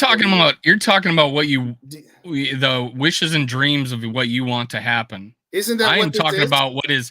There's no businessman in his life that says, "I'm going to take my guy that had his best year of his career." Personally, I would say that. Sure, I would agree. Halfway through the season, you're saying he was having a worse. I'd take this Kirk Cousins, even though he's having a bad year before. I didn't say bad year, Dave. Don't put words in my mouth. Sorry, a down year. No, that's not that was a word. Oh, what's the words you were saying? What I said was, I will take this version of Kirk Cousins, who is more clutch and has a down year statistically, who has less stats than the guys the version of Kirk Cousins we had. So it turns out he, relative to the rest of the league, he had a up year in and I consider it the best year of his career. At the time that was made in week number 7, his stats were down, and what I said was, and you hadn't changed it. You hadn't come out and changed it. So I'm just going with what the last thing you've said about that situation. I'll say it again for the 3rd time, and I said it 3 times this weekend. This was his best season. Okay, best season starting at apparently this weekend. So he has a statistically, he's had relatively the rest of the year the best season. I would say he outperformed Josh Allen in the playoff because how many turnovers he had, and he almost lost to Miami with their, situation they had going on. But Kirk Cousins is going to get more hate than that because they won. And it's the result. It's maybe warranted, right? But your thought is after this season, 2 of the last 3 years making the Pro Bowl, that we are going to either trade him or cut him. And if we don't trade him, we're going to cut him. We're not cutting him. Jesus, I said that 3 times. You're saying that's yes to that. So we're trading him. Okay. For what? In a 1 year, he has 1 year left on his contract, no future contract, nothing. We don't want to extend him. We want to trade him. And we're going to basically going to have to eat his contract to get any value.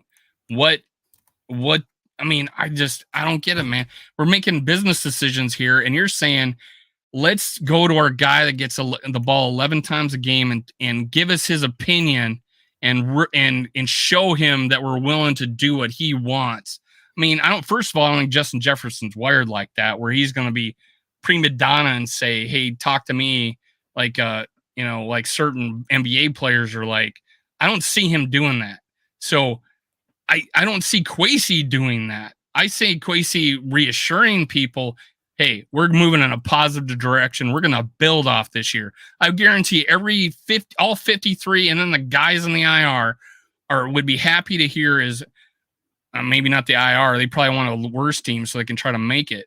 But hey, we're going to build on this year.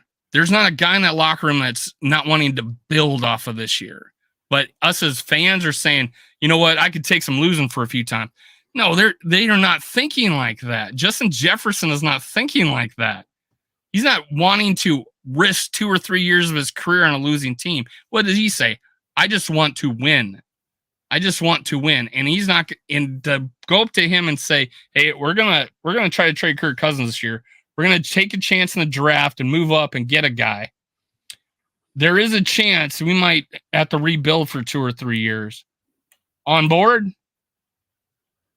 It's not a good picture. I mean, Kwesi going, I would much rather, as a player, Justin Jefferson say, hey, we really did good.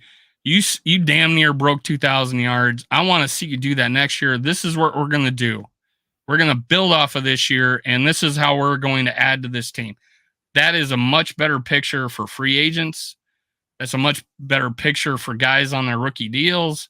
It's just a better picture and a more positive outlook. The fact that I love when we got drafted Teddy Bridgewater. I thought, great.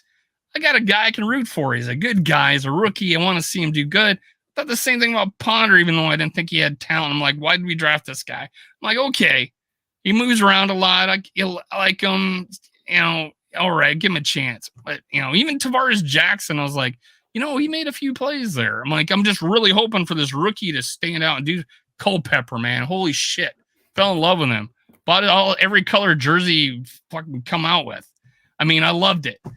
But then I'm like, out of all those quarterbacks I just mentioned, Culpepper gave us a couple good years, right? Right. A couple good years, not 5 like he played, but 2 probably good. 1 great, 1 pretty good, maybe a decent, and then the other 2 are won 3 games or 4 games, so 5 games, whatever. 6, but yeah. 6, whatever. It was awful watching that football, but Here's I'm looking at the player aspect of it, man. They don't want it to happen. Here's the player aspect of it. You say, Justin, hey, we can keep going the direction we're going. We've seen what that has gotten us, or we can look at going in a different direction. What do you think? I'm not telling you get to choose. I'm asking you what you think. Do you think that we can win a championship going the route that we've been going? Or do you think we should maybe consider pivoting into a different direction? That's all. It doesn't have to be any more than that. But getting back to what I was saying a minute ago, to your point about building, you can only build so much on top of a good to slightly above mediocre team when you have the cap issues that you have with all of these old players and bloated contracts. When I say take a step back, okay, yes, I said burn the whole thing. I was being somewhat facetious, but taking a step back means that, yes, you might be bad for a year or two. Not intentionally, not just whatever, but yes. Quick point. But also sign Justin Jefferson long term. That's what you're saying? That would be my initial objective, yes. Your hope. Yes, hope. Okay, go ahead. So what I'm saying is we have spun our wheels for decades doing it this way, which is we're never going to we're never going to intentionally take a step back. We're always going to try to be good. Trying to be good, in theory, is a good starting point, because in order to be great, at some point you have to be good. But sometimes in order to be great, you have to be bad before you can be good, before you can be great. Sometimes you have to hit a reset or a reboot button. Unless you have a Hall of Fame quarterback, which Kirk Cousins is not. He's a very good quarterback, but he's not a Hall of Fame quarterback. Let's just say that. He's not a Hall of Fame quarterback. But yeah, if you told me right now I could trade Kirk Cousins. Is Eli Manning a Hall of Fame quarterback? I say no. He's going to get in, but I say no.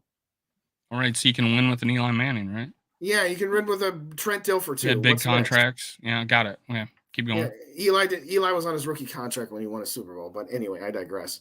1-2. Yeah, his first one was on a rookie contract. Anyway. He won the second one. Yes. And then the team fell apart after that. Why? Because that window was shut. And my point is... it's shut now, right, for us. All right. Do you think this Going into this season, I'm guaranteed quoted as saying I think next year's our peak year. Yes, I recall you saying that, and I disagreed with it. And you're not the only one who said that. You also picked us to win what at one point, like I don't know, it was 9 or less. I know that, right? I said 10 or less. Yeah, it was 10. Okay, 10 or less. 10 was your peak, right? I 10 was 13, my peak. Yes, 12 was my guess. 10 was my floor. And how many things went right for that 13 to happen? And I said one of the recent shows, I think we're more of an 11-win team than we are a 13-win I agree. team. Which is okay. So me saying 10 and you saying 11 is pretty pretty close. That was your ceiling. That 11 is not my ceiling. Okay, fair enough. All I'm saying is that the ceiling for this team, regardless of regular season wins, whether it's 8, 9, 10, 11, 12, or 13, the ceiling for this team is the divisional round of the playoffs. This team is, you've heard the expression by players, every team is different. Like, this isn't the same team as last year. Rhino, are you in my head? Every time I say something, 10 seconds, 2 seconds later, you got it up in the chat. That's funny. Sorry, go ahead. Go ahead. You were saying, I'm sorry. You've heard players in the locker room saying this is a different team than last year. Like, this isn't the same team. And baseball, it's said all the time too. I mean, we won the division for how many years in a row in baseball, and the next year we barely win 70. And back in the same thing with football. And this isn't the same team. And the Rams would tell you that, right? Everybody thought Rams were gonna be good again, right? I didn't think they would be. No, you didn't think they were gonna be good. No, when they traded for Stafford, I said this is their last ditch effort because they traded away all those first round picks for Jalen Ramsey, and they've been trading first round picks, this, and this. When they traded for Matt Stafford going into the season, you predicted this. I said the Rams better win their Super Bowl this year because they have one shot. And then next year, they're going to win 4 games. I didn't say 4 games, but I said they're not winning the Super Bowl past this year. I said they have, and I said I applaud them for going for it because they knew, okay, I got Aaron Donald here, I got Jalen Ramsey here, I got a couple other pieces here and there, and this is our last shot. Their window was 2018 to 2022, and they realized that Jared Goff wasn't going to be it, and so they made the switch. But yes, I said last year when they made that trade, I said they better win it this year because they're not doing anything else after this year.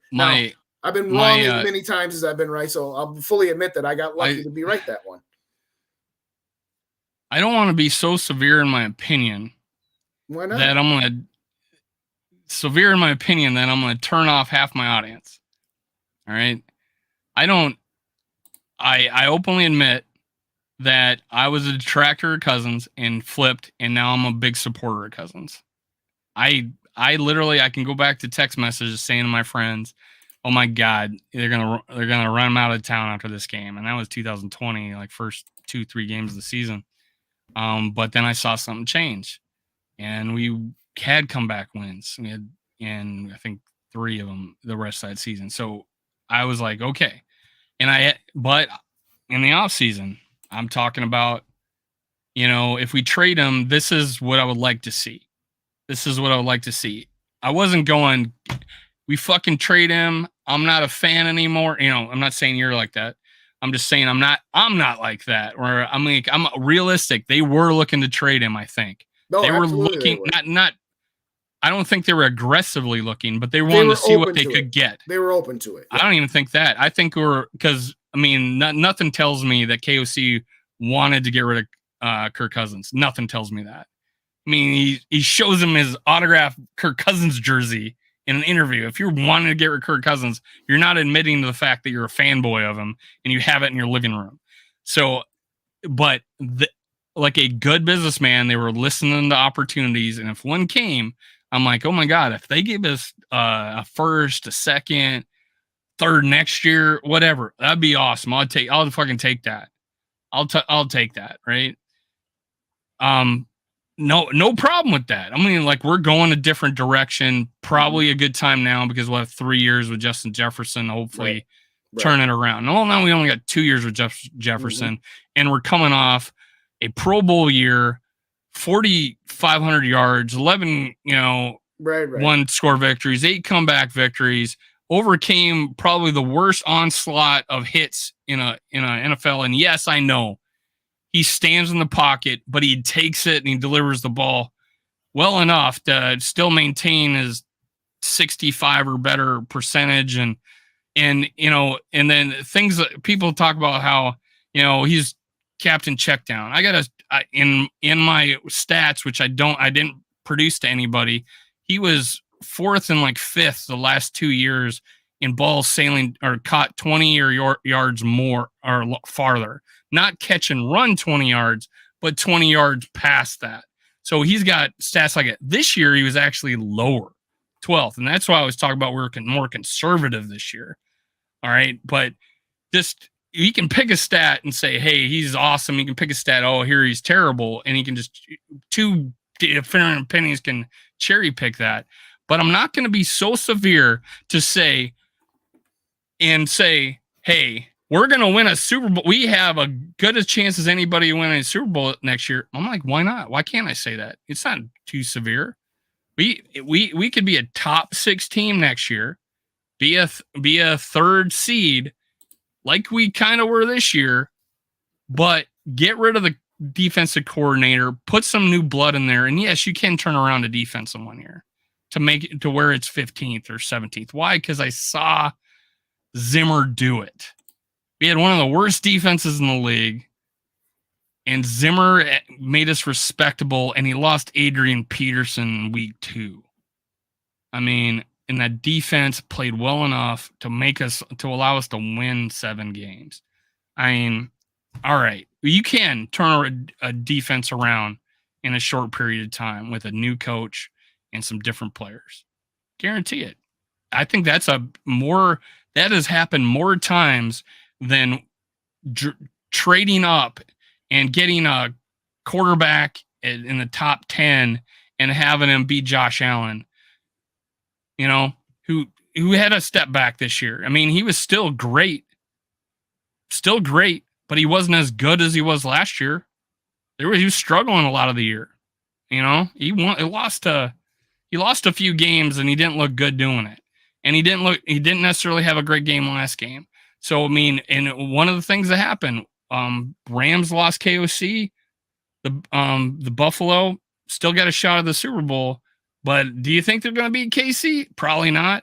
But, Dayball left them and went to the Giants and made a mediocre quarterback look fucking awesome against us twice.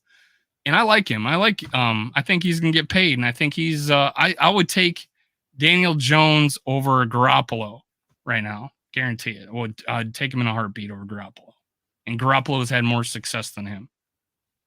I don't know. I'm just not going to be so severe to say, window's over, guys.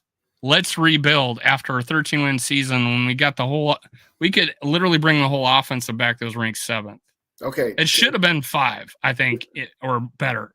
To address a couple of points you made when you're talking about Zimmer turning it around in 2014, you didn't have a good to very good quarterback at market value on the books at that time. You had Ponder, Castle, and Freeman, and nothing else. You didn't have a quarterback taking that. You didn't have a whole bunch of veteran players on offense and defense. You didn't have a running back making a second contract. You didn't have a Harrison Smith making the money he makes now, or Adam Thielen, or Eric Kendricks. That was Anthony Barr's rookie year, so clearly he was on a rookie scale contract. So part of the reason and part of what you need to factor in. I'm sorry, Peterson wasn't on a second contract? Okay, Peterson was. Again, it wasn't at the same level. Okay, fine. Peterson was. Fine. All right, just ask him because all right, good point. Good point.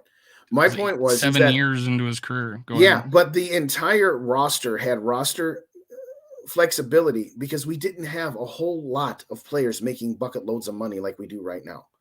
So part of where I see where you're going, but at the same time, I don't entirely. You brought in a lot of free agents, or we? What was the?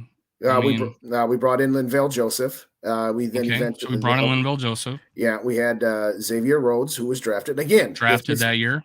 Again, another part of it. Well, we haven't done for the last 5 years. We just found Duke Shelley.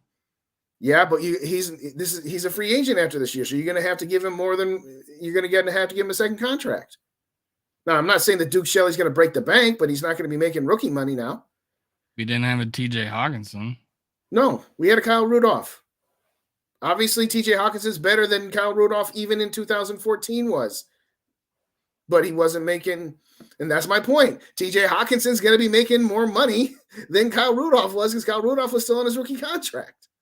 So all I'm saying is that some of that turnaround was because of Mike Zimmer's coaching and his scheme, and some of it was that they brought in some players, and some of it was that the players that they have were not making a bucket load of money. There is very little salary cap flexibility on this team right now. So some of the factors. And we're not going to change that? You don't think that it's going to be Black Sunday or whatever it's going to be when we start cutting? I mean, Harrison Smith, man, we free up 14, 13, I don't know how many million dollars. Okay, so if you're going to get rid of Harrison Smith, and I think we both agreed to get rid of Eric Kendricks, right?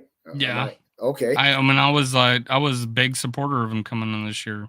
Okay, so we get rid of Smith and we get rid of Kendricks. Okay, and so now we're going to rebuild the defense knowing that those two guys are gone on top of the rest of the holes we have. Yeah, I think Asamoah would be an upgrade. I agree, but we're shuffling deck chairs. We're taking these guys out and we're putting these guys in and then hoping upon hope that we can get something put together. My overarching point isn't about these micro moves. I'm talking about the macro. I'm talking about in a general sense. You're right. What the Chicago Bears have right now. Yeah, right now. If you told me right now, in 2 years, who's going to be further along, the Bears or the Vikings? It's not a guarantee that the Bears are going to be ahead of the Vikings. It's not a guarantee. But when you figure that even let's say they bring everybody back for the most part and make a couple of changes here and there, you restructure some deals, you cut some players, but by and large you come back with the same team. You bring in a defensive coordinator that's not named Ed Donatel, and you hope that everything can go as best as it can. I'm just wondering, we had a show right after the playoff loss, right? And we literally crossed six or so defensive players off. Right. But you're talking about just two. Well, what I'm saying is that if you bring this team back in its current form or a close version to its current form, what do you see the potential? You don't think it's like, you don't even think it's possible? I'm saying that the overwhelming possibility that if we bring back this same team is that it's most likely, not a guarantee, it's most likely going to have the same type of ceiling that this year's team did. It is highly unlikely that if we do by and large the same thing again, that this team suddenly is going to move from a team that had a ceiling of the divisional round of the playoffs to a team that has a ceiling of the NFC Championship game, much less a team that has a ceiling of the Super Bowl. It's most likely it will either be the wild card or it will be less than that. That's my point. And my point is that I don't want to just continue to do the same thing when I know my ceiling isn't going to move beyond the divisional round of the playoffs. Excuse me. That's the crux of our discussion when it's all said and done, is I'm willing to move back, hoping that after we recover in a year or two's time, that we'd be able to then restructure the roster and reconstitute the roster in a way that now has a higher ceiling than what we have right now. And what I'm saying is doing the same thing by and large over and over again is going to keep our ceiling at wild card or division round of the playoffs. That's the simplest way of recapping and rehashing what would you have changed this year? If you could redraw things, what would you have done this year to make us go farther? Go farther? Nothing. Yeah. This team went as far as it could. If this team, you couldn't make any changes to this team, like hire a new different coach than what we did, or play Asamoah earlier in the year. Okay, all right, fine. You could have played Asamoah earlier in the year. You could have had KOC go into Ed Donatel midway through the season. Get rid of the tight end screen. Get rid of the tight. Okay, things you couldn't have did to get us farther in this game.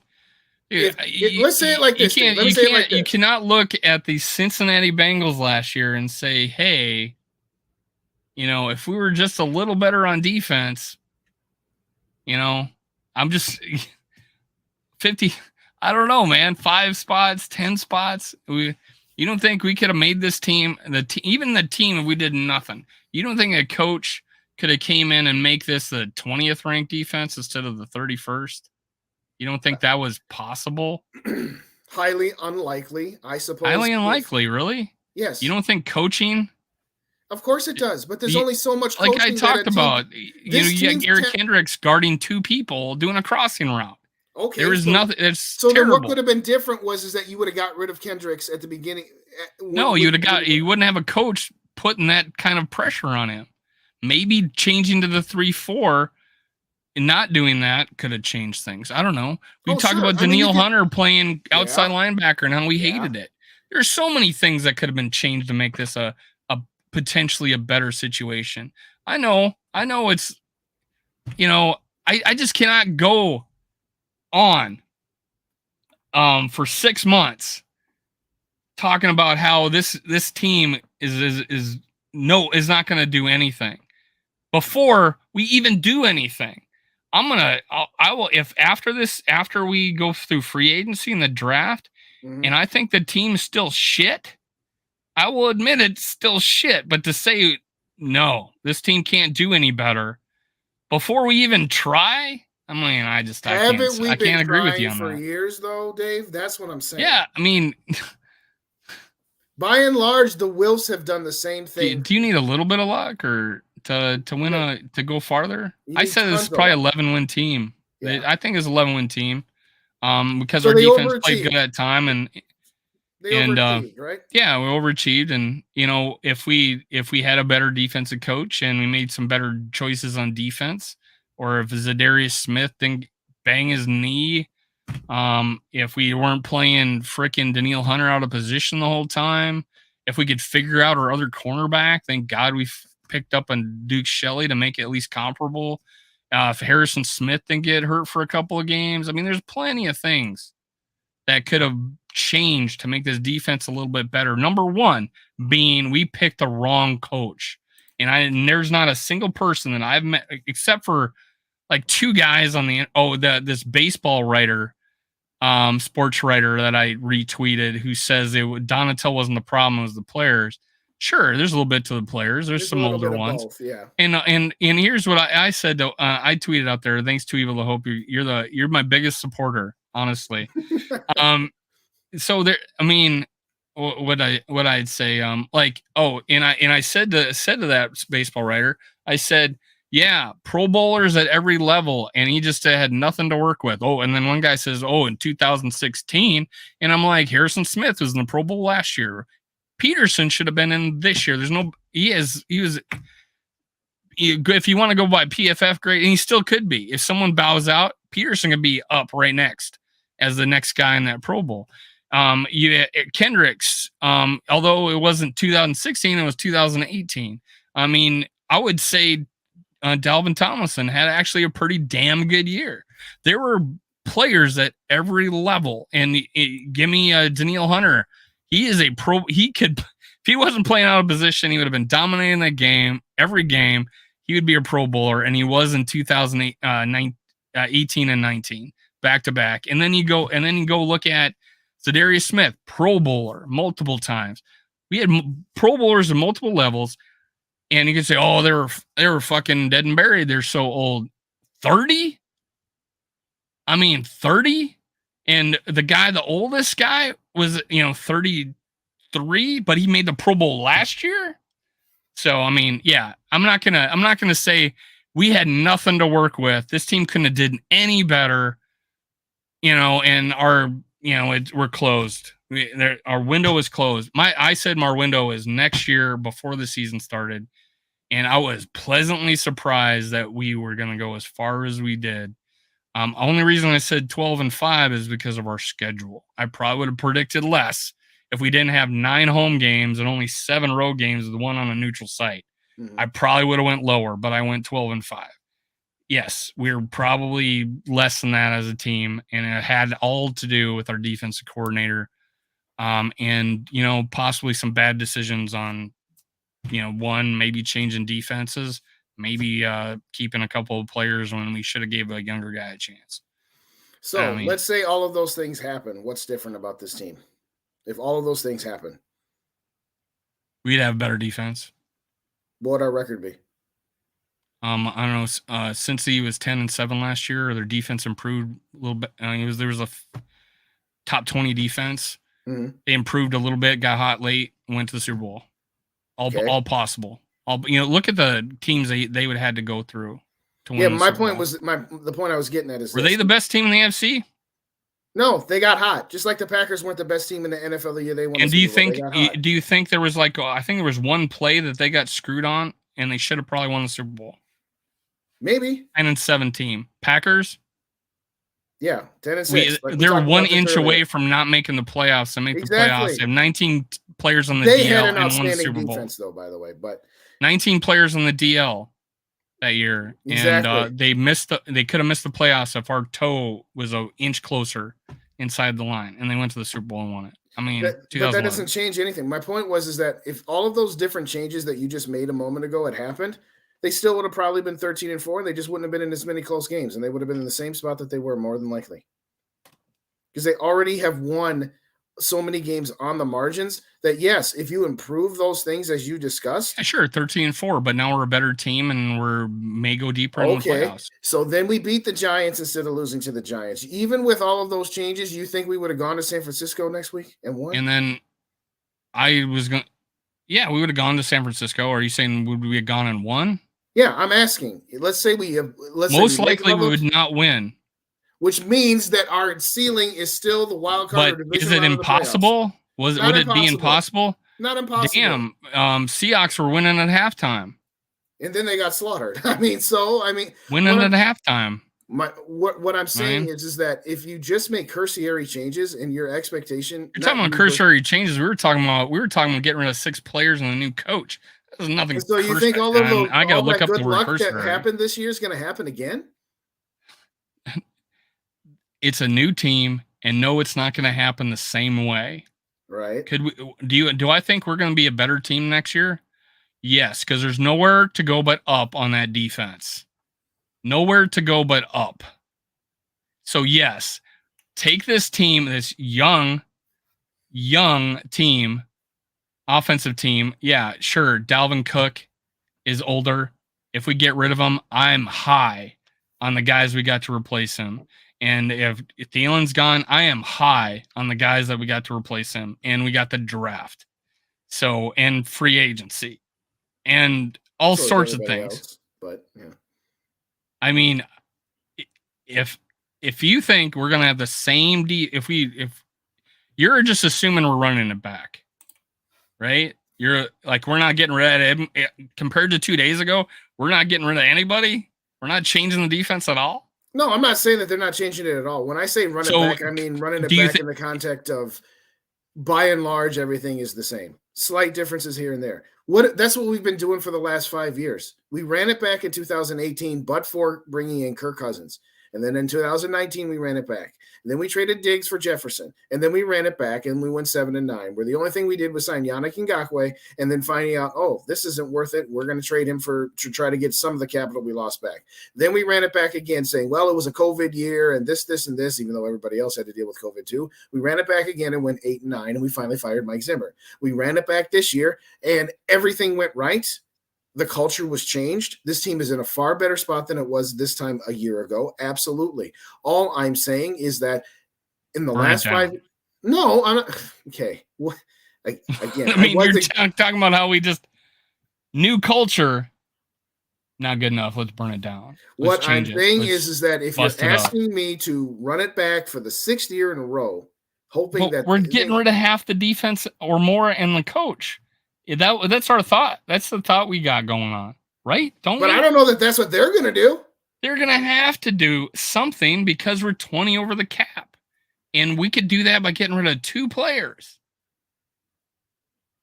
I'm saying that if the option A is to do what you just said, which is to keep the core intact, get rid of some of the older players, and try to take and build on this year. We have the second 5 option, or 6 players left from 2017. Did we run it back? We have about 6 to 7 or 8 from 2018. Did we run it back? I mean, that was 5 years ago. We have like 6 to 8 players still left on this team. Thielen, Danielle Hunter, Cook, Dalvin Cook was hurt that year. He didn't really start until he only played 3 games in 2017. Right. Kendricks, he's young, 25 years old, probably 24 years old. Harrison Smith.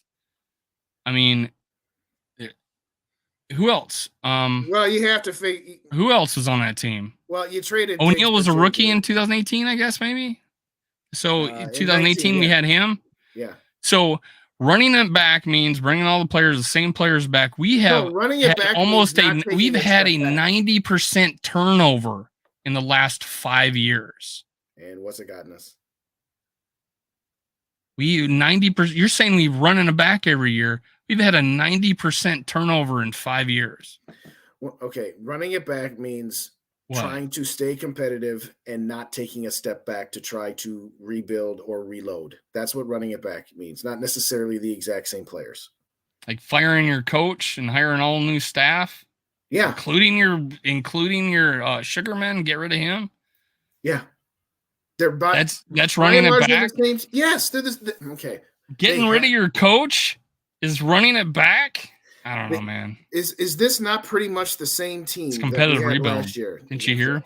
Yeah, and that's crap, by the way. That's their, hey, we're going to try to keep going for it, but if it fails, well, we said competitive. That was them giving them. Did you like what did Rams got a Super Bowl? Are you happy? Yes,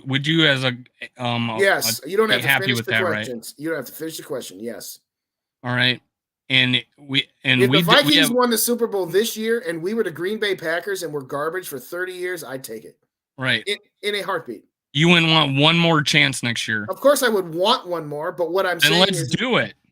But we didn't win it this year. That's the point. You didn't think we were good enough this year to start the year. Now we're 1 year away. We weren't. We're 1 year away, man. We have been 1 year away for decades. We were 1 year away in 2020, 1 year away in 2021. We were 1 year away in 2018 because we just came off the NFC Championship. We were 1 win away in 2010. We were 1 year away. Everybody's going to completely forget that Dalvin Cook was coming off an ACL tear. Yeah. We were the second worst rushing team in the league. And our offensive line coach, who turned our shit offensive line into a 17th ranked offensive line according to PFF, and died the next year. And our offensive line was probably the worst in my lifetime in 2018. And we were 1 game away from making the playoffs. Our defense was still good. It did take a step back, but it was still good. I don't even think Harrison Smith made the Pro Bowl that year. I mean, players, if you see the players I look PFF grades, all our top players all had down years in 2000. It tailed down in 2018. Did we? And they popped, and they actually had pretty decent year in 2019, and we made the playoffs. I mean, to compare everything to go, hey, 2017, man, that was the year. I mean, we lost Dalvin Cook. Maybe if we had him, we had a little more confidence going to the Eagles. I don't know. Now, if we hadn't lost, then we might not have even been going to Philly. If we had Sam Bradford instead of Case Keenum, who knows? I mean, you can play that game till you're blue in the face. Yeah, I mean, my overarching point, Dave, is that this organization, particularly with this ownership group, and it's, Rhinos back me up. I'm just asking, did you have the same opinion in 2018 that hey, we should rebuild? Like tear it down and rebuild? Did you have the same opinion? After 2017, when they signed Kirk Cousins and they signed him to that massively fully guaranteed contract, which at the time set the market and all this other stuff. 28 million a year. Yeah. 84 million over 3 years. I said, okay, I'm not convinced that this guy is worth that much money, but I am sold on that he's enough of an upgrade over Case Keenum that might be enough to push us over the hump. And what really sold me on it was that it was a 3-year deal. And part of what Paul Charchian, Paul Allen, and Rick Spielman and the Will said, okay, if this doesn't work after, 2 or 3 years, we're not committed to 7 years at, 170 million to this guy. And after 2019, I said exactly what I'm saying right now. This window's done. After they lost to San Francisco, that was Diggs' last game. And up until so your thought process of us being Vikings and we do the same thing every year and we never change, and you only started believing this in 2019? No, I'm giving you I'm giving you the recent example. After they lost to San Francisco in the division round of the playoffs post 2019 season, I said the same thing I'm saying right now. We should trade Kirk Cousins and see what kind of value we can get. We should, instead of just bringing him back and extending him for 2 more years and doing the same things over and over again, which got us nothing but 7-9 and then 8-9. That's what I said then, was this window's closed. And clearly that 2019 window was closed. I think even you would concur after 7-9 and 8-9 that the 2019 window was closed.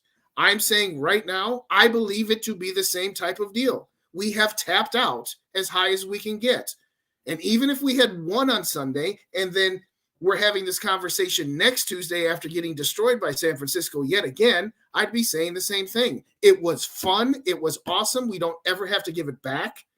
But I don't think that this team has got any more growing to do in its current state.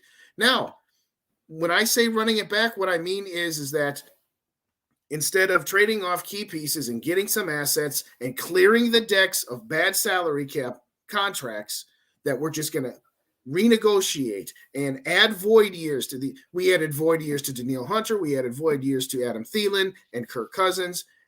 We extended Dalvin Cook a couple years ago. I mean, we can go through the list. That's what I mean by running it back, is taking your existing group and either extending them or renegotiating and never clearing the deck. The Bears cleared the deck. That's why they got $100 million. Traded Khalil. Yeah, and they're never going to win that North back once they get it. Say what? When are they going to get it? They're never going to win that North, or never going to give that North back once they get it, right? What are you talking about? I don't understand. I don't get where you're going. They're the last team in the division, right? Yeah, and this year they were the last team in the division. And like their GM said, they're going to win the North and never give it back. When is that year going to happen? Who knows? Tell me, when do you think that's going to happen? I will say this: after next season. So after next season, after 2023. So from 2024 on, I'm going to say, not counting the 2023 season, starting with 2024, I'm not going to bet my life on it, but I would say that there's a better chance that the Chicago Bears win a division before the Minnesota Vikings win a division, starting with the 2024 season. I wouldn't tell that to Justin Jefferson. Yeah, but as they are that's currently what you constituted, want, right? What I'm saying is that we have seen this play out, which is we never cut the cord. We never say, we should not have re-signed Dalvin Cook. We should not have re-signed Anthony Barr. Rick Spielman, why the Wilf signed off on giving Harrison Smith that extension, the year before last when he still had 2 years left. I think Dalvin Cook won us 3 games this year. Yeah, and we're still at home in the division. I know it wasn't a Super Bowl, so we should cry about it. And I'm not crying about it. What I'm saying is, it's 13. I just gave him some credit, and you can't even. But we only won third. We didn't win a playoff game, but Dalvin Cook won us 3 games this year. Okay, what I'm saying is that if I get some joy out of regular season wins, I do. But what I said to Mike before I actually ever talked to you guys, what I said to Mike when we did our preview show, it was me and it was Mike, and I think it was actually Joe. He's like, what's your prediction for the season? I said, I don't care. I don't care how many regular season wins they have. It's very, very simple. I don't care if they win none, as long as they win a playoff game. If they miss the playoffs, it's a failed season. It's an abject failure if they miss the playoffs. And I said that because they didn't tear it down. They said, no, we're going to push forward. When you make that choice, then you're raising your expectations. So, yes, even though Kevin O'Connell's a first-year head coach, he wasn't coming into a team. And he's capped. He's not going to get any better as a head coach. He very well may get better. The team would not improve anymore. Then and again, players get older. Cousins is a year older. The guy you want to absolutely say just had his best season. Well, he's a year older now. Isn't that what we've been saying about Rodgers? He won the MVP 2 years in a row, but he's another year older now.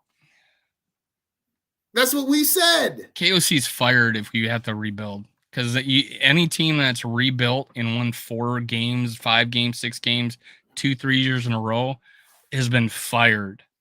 Name me 2 coaches. I don't know. Maybe there's one out there that they let them lose for 3 years in a row. Okay. What I'm saying. We're losing KOC. We're losing Justin Jefferson guaranteed for losing seasons because we got to trade our best.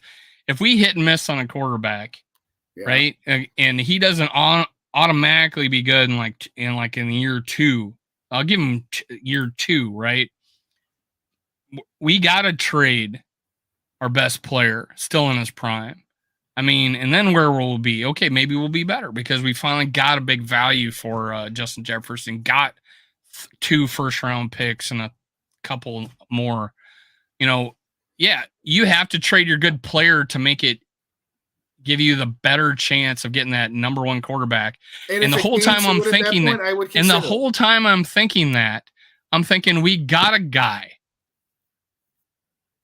You got a guy who will get you. You got a guy who will get you into the playoffs and has a ceiling of a wild card or divisional round of the playoffs, which is better than a guy that will not get you to the playoffs. Yes, I understand that. What I am saying is I'm willing to risk and give up the guy that can get me to the wild card or divisional round of the playoffs on the chance that I can get a guy that can get me to the NFC Championship game in the Super Bowl.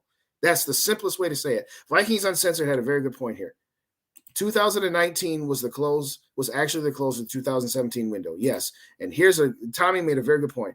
Many expressed the same thoughts on the Zimmer extension. So I'll pose it to you this way. If the Vikings had not beaten the Saints in 2019 before summarily getting dismissed by San Francisco the following week, we know with 100% certainty that Mike Zimmer was going to have been fired then. Okay? Now, nobody in their right mind is going to say that they would give back winning a playoff game. But when you look at it from the 30,000-foot view, winning that game against the Saints delayed the inevitable by 2 years. And what did we get for those 2 years with Mike Zimmer? 7-9 and 8-9. But if we lost that game, we would have fired Mike Zimmer then, and we would have started what started this year. We had defensive players that were still in their prime that had major drop-offs. It was unusual. 27-year-old players, 26-year-old players. But do you understand what I'm saying? Do you understand what I'm saying? That one victory delayed moving out of Mike Zimmer and into Kevin O'Connell by 2 years. Do you understand that? Could you possibly at least give it a possibility that it will not happen the way you want to because we just hired a coach and we won 13 games and I doubt they're going to go, hey, you're a big fan of Kirk Cousins and you basically just, you're a fan of him and you can win with him, and you won 13 games with them. But you know what? I think we can do better. I think we're going to do better, and that's in the draft with 5 picks, and one of them's our highest draft picks, 20. If you said third or something like that, that is fantasy land. That's going to happen. That we're going to run it. That we're going to bust up this team like completely. Offense, get rid of the quarterback, get rid of Dalvin Cook, get rid of Thielen. Those 2 are possibilities, but Kirk Cousins is going to be our quarterback this next year, unless we get freaking wowed, where someone takes the whole contract and gives us a couple of pretty high round picks. I'm even going to say a second. We'll take the whole contract. We'll give you a second and a couple others, but I honestly don't think they'd take it. I would say they would. The only way to wow them is give them a 1. The only way to wow them is going to give them a 1, because they're not going to be able to make the team better with anything less than that and get rid of their Pro Bowl quarterback who had his best year ever. It is fantasy land to think, hey, we're going to bust this team up and we just got done hiring a coach and went 13 wins. There's not a GM in this world right now that's going to say, to say that. I mean, you said this yourself. Put Kirk Cousins on San Francisco, they could still win a Super Bowl or go to one. Right. Because San Francisco's roster, and they got the last player in the draft and did it. Yeah. I know. Oh, it's because of the rookie contract, and they got an extra tight end. They got a they got a $25 million quarterback, and they could like, let's say we go get a $5 million quarterback. Okay, we get a nice looking, we get a really good guard and a $10 million edge rusher. That fixed the team, because now we got 2 players. Not if we went with our quarterback in 2018, just brought him back, and we saved $10 million because he signed for 18 with Denver, and we paid 28 to Cousins. We would have got a nice little guard, offensive guard that we needed. Mm-hmm. And we're better. Where are you going with this? And we're better, right? Because we got all that. We saved all that money, all that $10 million. So are we talking about the 2018 Vikings? Or are we talking about the 2022 San Francisco 49ers? Which one are we talking about right now? You started off like you want to go with a young quarterback because you want to save all this money. They paying a quarterback in San Fran. Yes, because the rest of they traded off a bunch of players for a quarterback they were going nowhere with. I said the best thing that happened to the team is that they had to go with Garoppolo, because their guy they sent all those picks on wasn't hacking it. He wasn't good. He was overrated. He played 14 games in college, and they traded all that capital to get him. And what was it? The coach makes that team, and yes, they got good players. Yeah, so I'm saying let's concentrate on that damn defensive line and offensive line. Okay, the 49ers have constructed that roster. Right, and they have a mediocre quarterback winning all those games, man. Yeah. You think Garoppolo's is he better than Cousins? No, I say they're comparable. I'm not going to say that he's better. They're comparable. Did Cousins? I mean, has Cousins had a better year this year than any Garoppolo year ever? This year for Kirk Cousins was not better than 2019 Garoppolo when they went to the Super Bowl. I mean, we could look up 2019. I don't care about stats. What I care about is... But you just did. So no, you asked me which season was better, and I'm saying I would take 2019 Garoppolo over 2022 Kirk Cousins. And he had a better team, right, around him? He didn't have a Justin Jefferson, I know that much, if we're going to go that route. Okay, so we got Justin Jefferson. Yeah. That's pretty big. So pretty good, right? Yeah. But the door's shut. I mean, we're going to go around in circles. I'm just saying I don't want to go an entire offseason talking about the door's shut. To answer the question that you had, and then we got to wrap here because we've been on for almost. Yeah, and you can share this one on Facebook. I'm not. Yeah, exactly. What I'm saying is that, yes, San Francisco's roster, 2 through 53, not counting starting quarterback, is miles better than the Vikings. Yes, Obviously, Rhino. I know he's making like $10 million less because he restructured, he and was he's making not, less even before that. and he He didn't was making less quarterback the in the last team this 5 into years. the playoffs. The last It- 5 years, he's been making less than Kirk. That's so we would got a nice little guard out of that. My $10 million. point is that San Francisco built their roster with high draft. San Francisco after Harbaugh and after Colin Kaepernick were no longer with San Francisco. They were bad for 3 years, and then they rebuilt that roster, which is why their offensive and defensive lines are so outstanding. It's because they took a step back. They didn't try to keep that window open. They said, okay, you know what? This window's closed. We're taking a couple steps back. That's why you could trade for Jimmy Garoppolo from New England, who wasn't on a rookie contract. He wasn't on a mega contract like the other quarterbacks were. Because Nick Bosa. Who'd they hire as a coach? Just asking after Harbaugh. I don't remember. Was Shanahan there before? Was there somebody between Harbaugh and Shanahan? I don't know. I'm asking.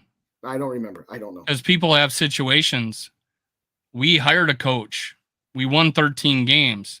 Yeah. Teams who hire brand new coaches that win 13 games in the rookie year set a franchise record do not blow up the team. I'm just trying to be realistic, man. I'm just trying to be realistic. I'm not saying that they're going to. What I'm saying is you asked me as a fan of 43 years old who has seen this same song and dance over and over again, what I would do. This is not what I think they're going to do. I think they're going to do what they always do, which is, no, we're not taking a step back. We're going to just reload and keep on pushing and hope. Their strategy is to try to be the New York Giants. That's what the Wilfs have always modeled themselves off, because they were huge Giants fans. They were huge Bill Parcells fans. And the Giants getting in 2007 at 11-5 as a wild card and running through Tampa Bay, Dallas, and Green Bay, and then beating New England, and then 4 years later as a 9-7 team doing the same thing, beating New England. Their motto is just get into the dance and let's see what happens. And that's your model is blow up the team and be Buffalo that didn't win a Super Bowl. My motto is, at some point I am bored with just trying to get into the playoffs as your starting point. How many fans are going to not watch games at 4? I mean, realistically, it's a business decision. Yes, it's a business decision. You just named 2 times a team did what you don't want us to do. That won a Super Bowl. No one thought Cincy was going to go to the Super Bowl last year. But Cincy is sustainable, which is why they're playing next week, because they have a franchise quarterback on a rookie contract. Yeah, but they didn't blow up the team. They hired, you're wanting to hire you as a fan think we just hired a coach, and to keep Justin Jefferson and that coach in line for 10 years of success or more is let's blow up the team. How as a fan do you want that? Because both aren't going to be there. Both these, you like KOC, right? Yes, I like KOC. You like Justin Jefferson. Rooms to improve. Justin Jefferson is my favorite guy. He's the only Jersey. Both gone in your scenario, most likely. And it's pie in the sky to think they wouldn't be. Is all I'm saying. No, what I'm saying is that there's a different way to get. We were devastated when we lost Moss. I thought as fans we were devastated we lost Moss. We didn't run it back, right? We traded. We drafted a receiver. We're talking about a team. Drafted a replacement high. Come on, dude. Now you're being ridiculous. I expect this kind of ridiculous out of rap. I don't expect that out of you. I'm ridiculous. You saying we're always running a? You say I'm you want saying since the Wilfs have bought this team, they have done everything in their power never to be bad. They are more concerned about not being bad than they are being great. Their objective is to not be bad first, be great second. And sometimes when you put most of your effort into not being bad, you limit yourself as to how great you can be. That's what I'm saying. I'm saying at some point it's okay to reshuffle the deck and get rid of players. And if that means you have an off year, that is okay. That's what I mean when I say don't run it back. It means it's okay to have an off year. To Tommy's point, since he sucked for 5 years and they won the lottery, just like Buffalo won the lottery. Oh, the lottery, right? Yes. You want to play the lottery. I'm willing to play the lottery as opposed to playing the mediocre, staying in the middle all the time. Yes, I am. This year was mediocre, staying in the middle. You got to the wild card round and lost. I know everything is determined on one game of the season. I know, I got it. First, thank you, Rhino. I had a good freaking.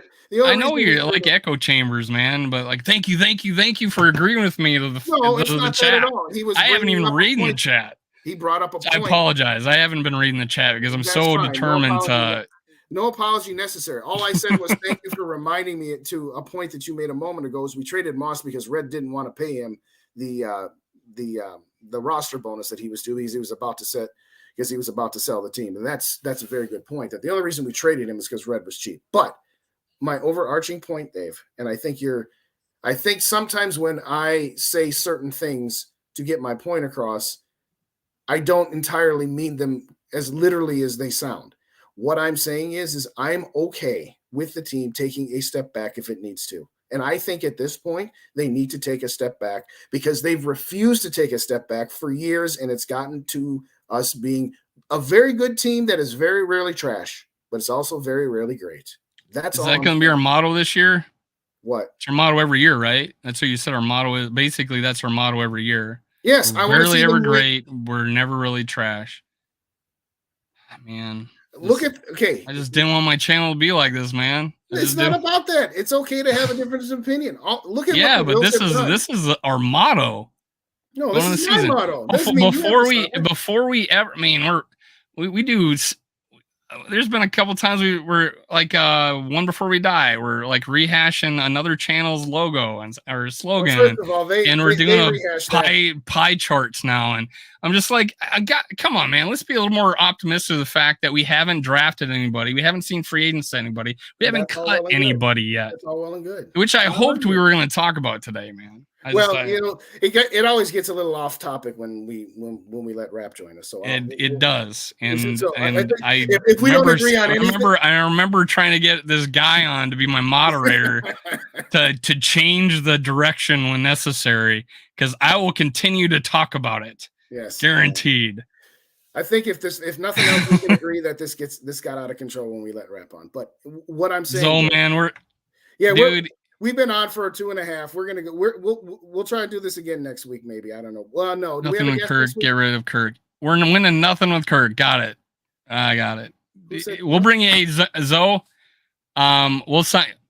We got shows coming up. We'll get you as a dedicated guest. Yeah. You can talk. In fact, I still need someone. I'm gonna be gone. Well, you want me on the show to go after me, I guess, apparently. Oh, that's right. So I don't know. Next week we're good, right? I don't know how I'm tripping that I'm going to say the team is not going to get rid of Kirk next year. I just don't know how I'm tripping. And that we won 13 games and we're not going to bust up the team. I don't know how that is possibly tripping. To anybody to say that Kirk Cousins was not a good quarterback this year or not worth keeping. I never said that either. Didn't say that, but apparently I'm tripping. Who said that? I'm tripping. Enzo podcast. Dave's tripping. Let me get on the show. All I've been talking about is, hey, they're gonna keep going. Hey, we actually had the chat link in this thing 3 times, but it's already 9:30. Yeah, no, we got 9:53. We've never gone this long ever, no. And it's all because our favorite player we got to talk about, Kirk Cousins, and apparently it's good practice, good business sense to get rid of your Pro Bowl quarterback off his best year after he won 13 games. It's called I am not tripping and saying that Ziggy Wilf is not going to do that. I'm not tripping. You've got an asset that's got 1 or 2 good years left. You sell high on it before it devalues. That's business.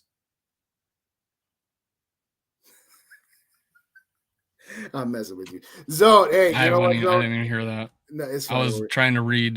You still got the same comment. Bandinos, you funny, dude. In all seriousness, we got to get up out of here. We're gonna be on next. We got our guests lined up for next week, right? Yeah. We got Sal Spice coming on. That ought to be interesting. We'll see we'll have her set us straight one way or the other. She was a big Kirk Cousins detractor.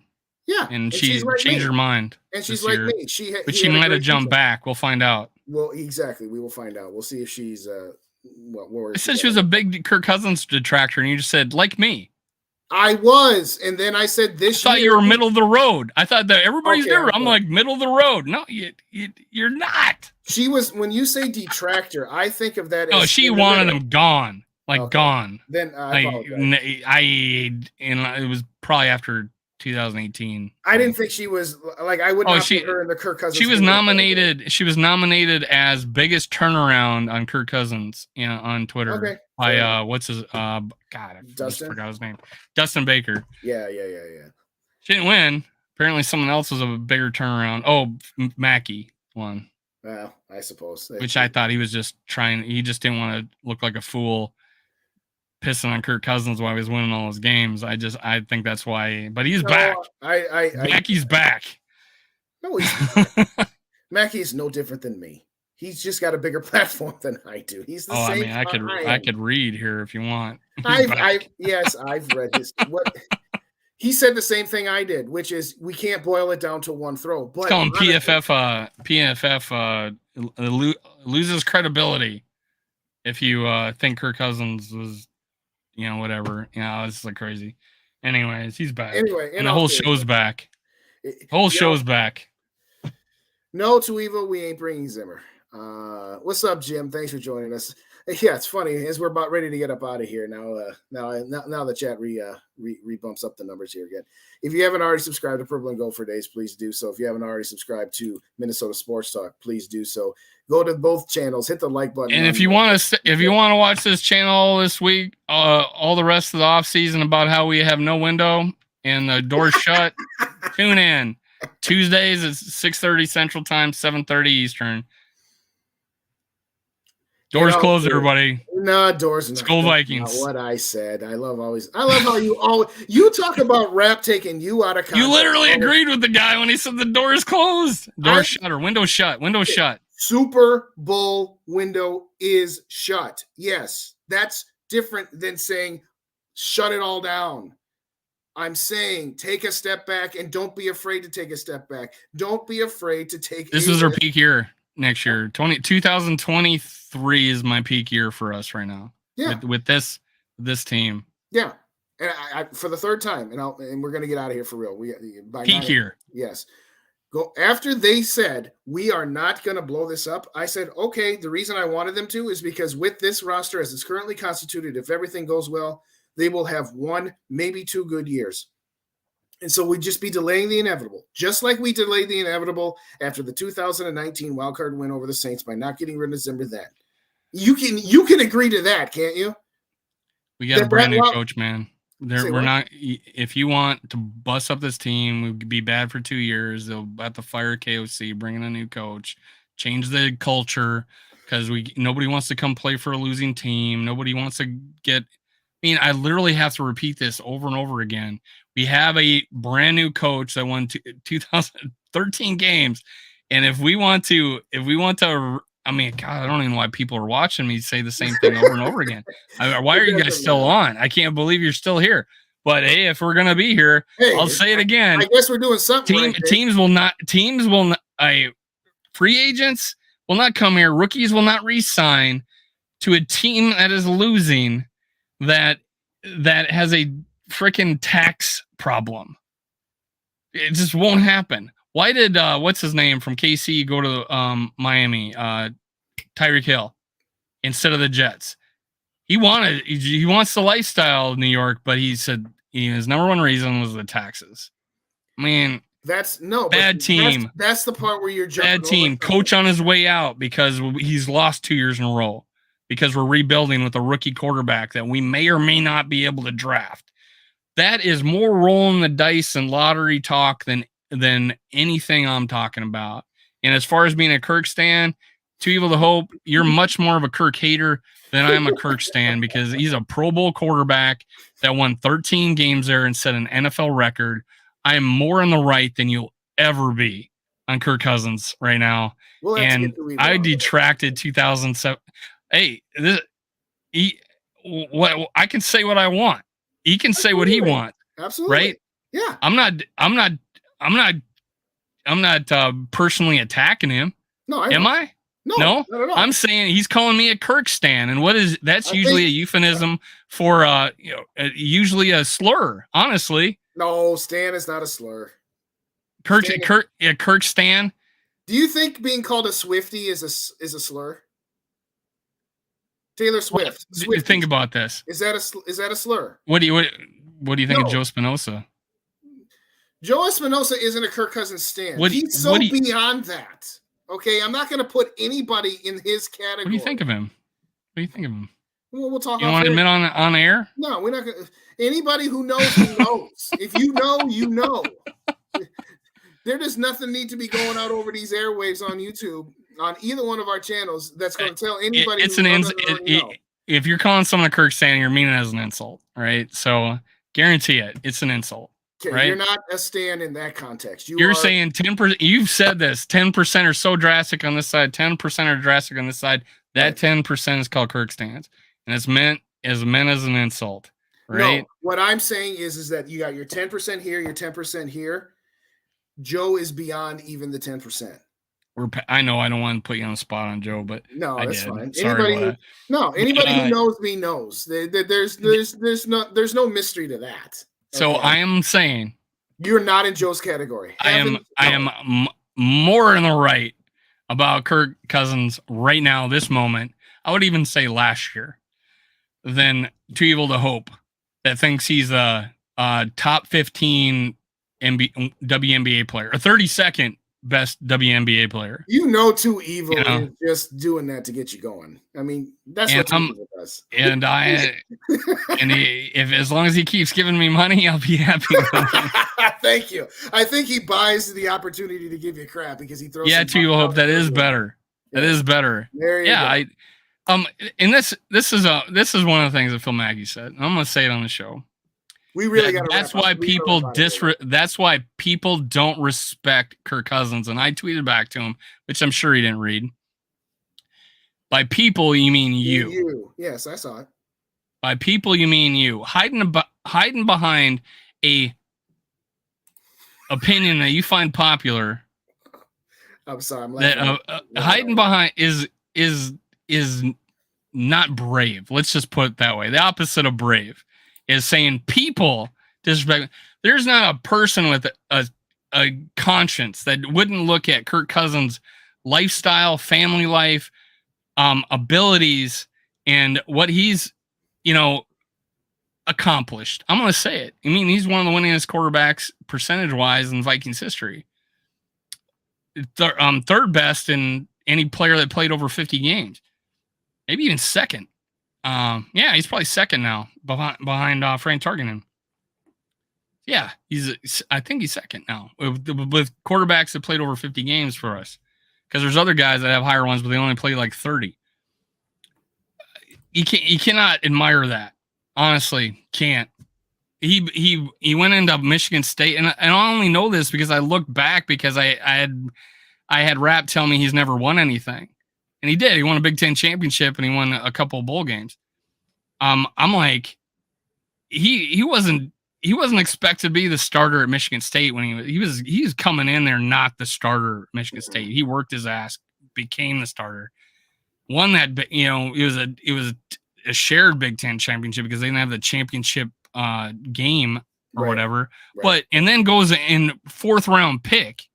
It was a 3rd or 4th, I think. And they have a top 5 selection. He's not going to win that job. He's destined to be a backup ass quarterback forever. Dude, man, if you can't respect that, that's just silly. I respect him more as what he's accomplished than him as an NFL player. More of what he is as a person, as a human being, than I would ever put on him as a quarterback. His quarterback is secondary to me of what I think about respect. And that's sad that you would go on Twitter with with your audience and hide behind what people say. I think he meant it as a quarterback, not as a person, though. I'm gonna say it like this, Dave. I've met Phil. I've met Phil. I don't know, man. In person a couple of times, and Phil, and I've said this to his face, and he said this to me. He's like, "Yeah, I know." Phil, if you don't know him, can come across as a touch condescending. Okay. And in Twitter, it's even worse.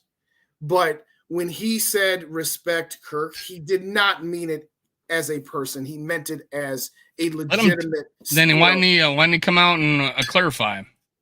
Well, did you listen to his show the next 2 days by chance or no? I was just watching him on Twitter, man. Okay. I had a new job and getting ready for how many shows. As somebody who listens to Phil and Score every day, he did. He said, okay, I said that right at the moment. And okay, after having watched back that film, yeah, he was in a very tough spot. Doesn't change my opinion that I still think he should have tried a different option besides Hawkinson. But I thought you were going to talk about how this is why people don't respect him. Yeah. He didn't take that back. He was referring to him on the field, not as a person. Okay. That's all I'm saying. Okay. We'll go with that. Yeah. So we'll go with that. But I've heard other things he said before the season that I've said plenty of things before the season. I've said them to you. I'm not going to go after a guy like that. I like Donatel as a person. I'm not going to say he's. I haven't even said he's a shit coach. I've said he needs to get fired for his performance. I mean, it's not a stretch to say that, but I'm not going to say no one respects him. Everybody respects Donatel in that locker room. Everybody loved that guy. Yeah, and we ever had the hopes for him. I don't know. Nobody respect. People. That's why people don't respect him. This is a really. He didn't mean it as a crazy thing to say. And then he goes after Joe for a little bit, on which I agreed with Mackey. I mean, he's like, Joe's he's not a Viking fan. He's not a Viking fan at all. Kirk Cousins fan. So he don't really pay attention to the history at all. So Mackey gave him a thing, but then he goes after the PFF guy, because PFF guy had a different opinion of him. And because he said that you were losing credibility, and the PFF guy jumped in to defend his thoughts. And Wayne, you're losing credibility. Yeah. He started going after people that had a different opinion of him. And I tweeted, I said, is anybody allowed on your show or in your vision of Twitter to have a different opinion of you than you? I mean, yeah. Than a different opinion in you. I don't think so. I don't hear any detractors come on his vent line. They have the guys. They haven't let me back. I don't know. They haven't let me back. And I stopped asking after like week 6. Mm-hmm. Like I'd email, no response. Email, no response. No, they haven't tried to me. They know me. Like I said, I've known Phil since 2009 or 2010. But I'm like, you're not. I mean, I'm bringing Luke Braun on my show. Yeah, you know what? And I had criticized him earlier in the year on some of his takes, like squeaky voice, and we just won a big game, and the big detraction was squeaky voice. Yeah. And and he did his opening was him in Washington going woo-wee, and he's changed that to you like that from one of the big wins we had. Right. I mean, I'm not, but you know what? When I get him on my show, I'm going to talk about the 2023 season and, what we can do to improve the team and all that. I'm not going to go, hey, what's with the rabbits? I'm not going to do that. I'm going to get him on my show and hear his opinion without contradicting him the whole day. I'm not, I don't know. Thanks for staying on so long, guys, man. Yes, absolutely. And you know what? We did not intend for this to go the way it did, but then Rap said he'd join. So of course we got to let Rap in. And of course, he puts a quarter in anybody and then we go on for forever. And to be clear, I'm saying Phil, I know Phil Mackey's got a good heart. I know all those guys got a good heart, but he comes across. Twitter's a bad place when you get what you put out there, man. And I know. I don't mean to sound like the worst thing I said about Donatel on the Twitter was I'm on Donatel watch. What's gonna happen? And I'm like, and right now I was like Rhino, I'm like, why is he still a Viking? And but God, yeah. I mean, I don't know. I said some shit in my life, but I was like, holy crap, I'm gonna take that down. That's absolutely ass. Or I'm gonna apologize for that. That's absolutely ass. or something to that effect. But I don't know. It's not out of a personality. When something's not out of your personality, it means it's probably real. It's like, I don't know. All right, for real. I got to bust up out of here. All right. In all seriousness, everybody, thank you so much for joining Under the Lights with Justin and Dave. If you don't already subscribe to Purple and Gold for Days, why the heck not? Please help me. Dude, I respect these guys. They've done a lot.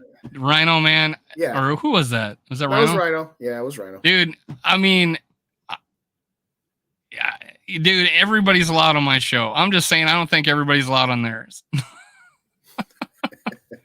No, too even we are not doing a 24-hour stream. All right, you stepped on my touch call. Take two. Thanks, everybody, for joining Under the Lights with Justin and Dave. This is Justin with Purple and Gold for Days. Please like this video, share it, and please subscribe. Yeah, you're uncensored, man. You need to say shit. That's your motto. Yeah, okay. Dave, I'm trying to get you some pub here. Let's try this. Take three. Thanks for joining Under the Lights, Justin and Dave. Purple and Gold for Days. 24-hour stream. Yeah, exactly. Like, comment, and subscribe. Hit the like button on both our channels. If you don't already subscribe to both channels, subscribe to them. We'll be back next Tuesday at 6:30. Sal's confirmed. You said yes? Yeah. All right. We'll be on with Sal Spice. She'll be Under the Lights, and she'll set us straight one way or the other. And oh, by the way, yeah, I will do my best to get Phil on the show. I don't know that I'll get very far, but I will do my best. But anyway, thanks again for joining us. Go Vikes. Right. That'd be a big win. Have a great rest of your evening. Take care.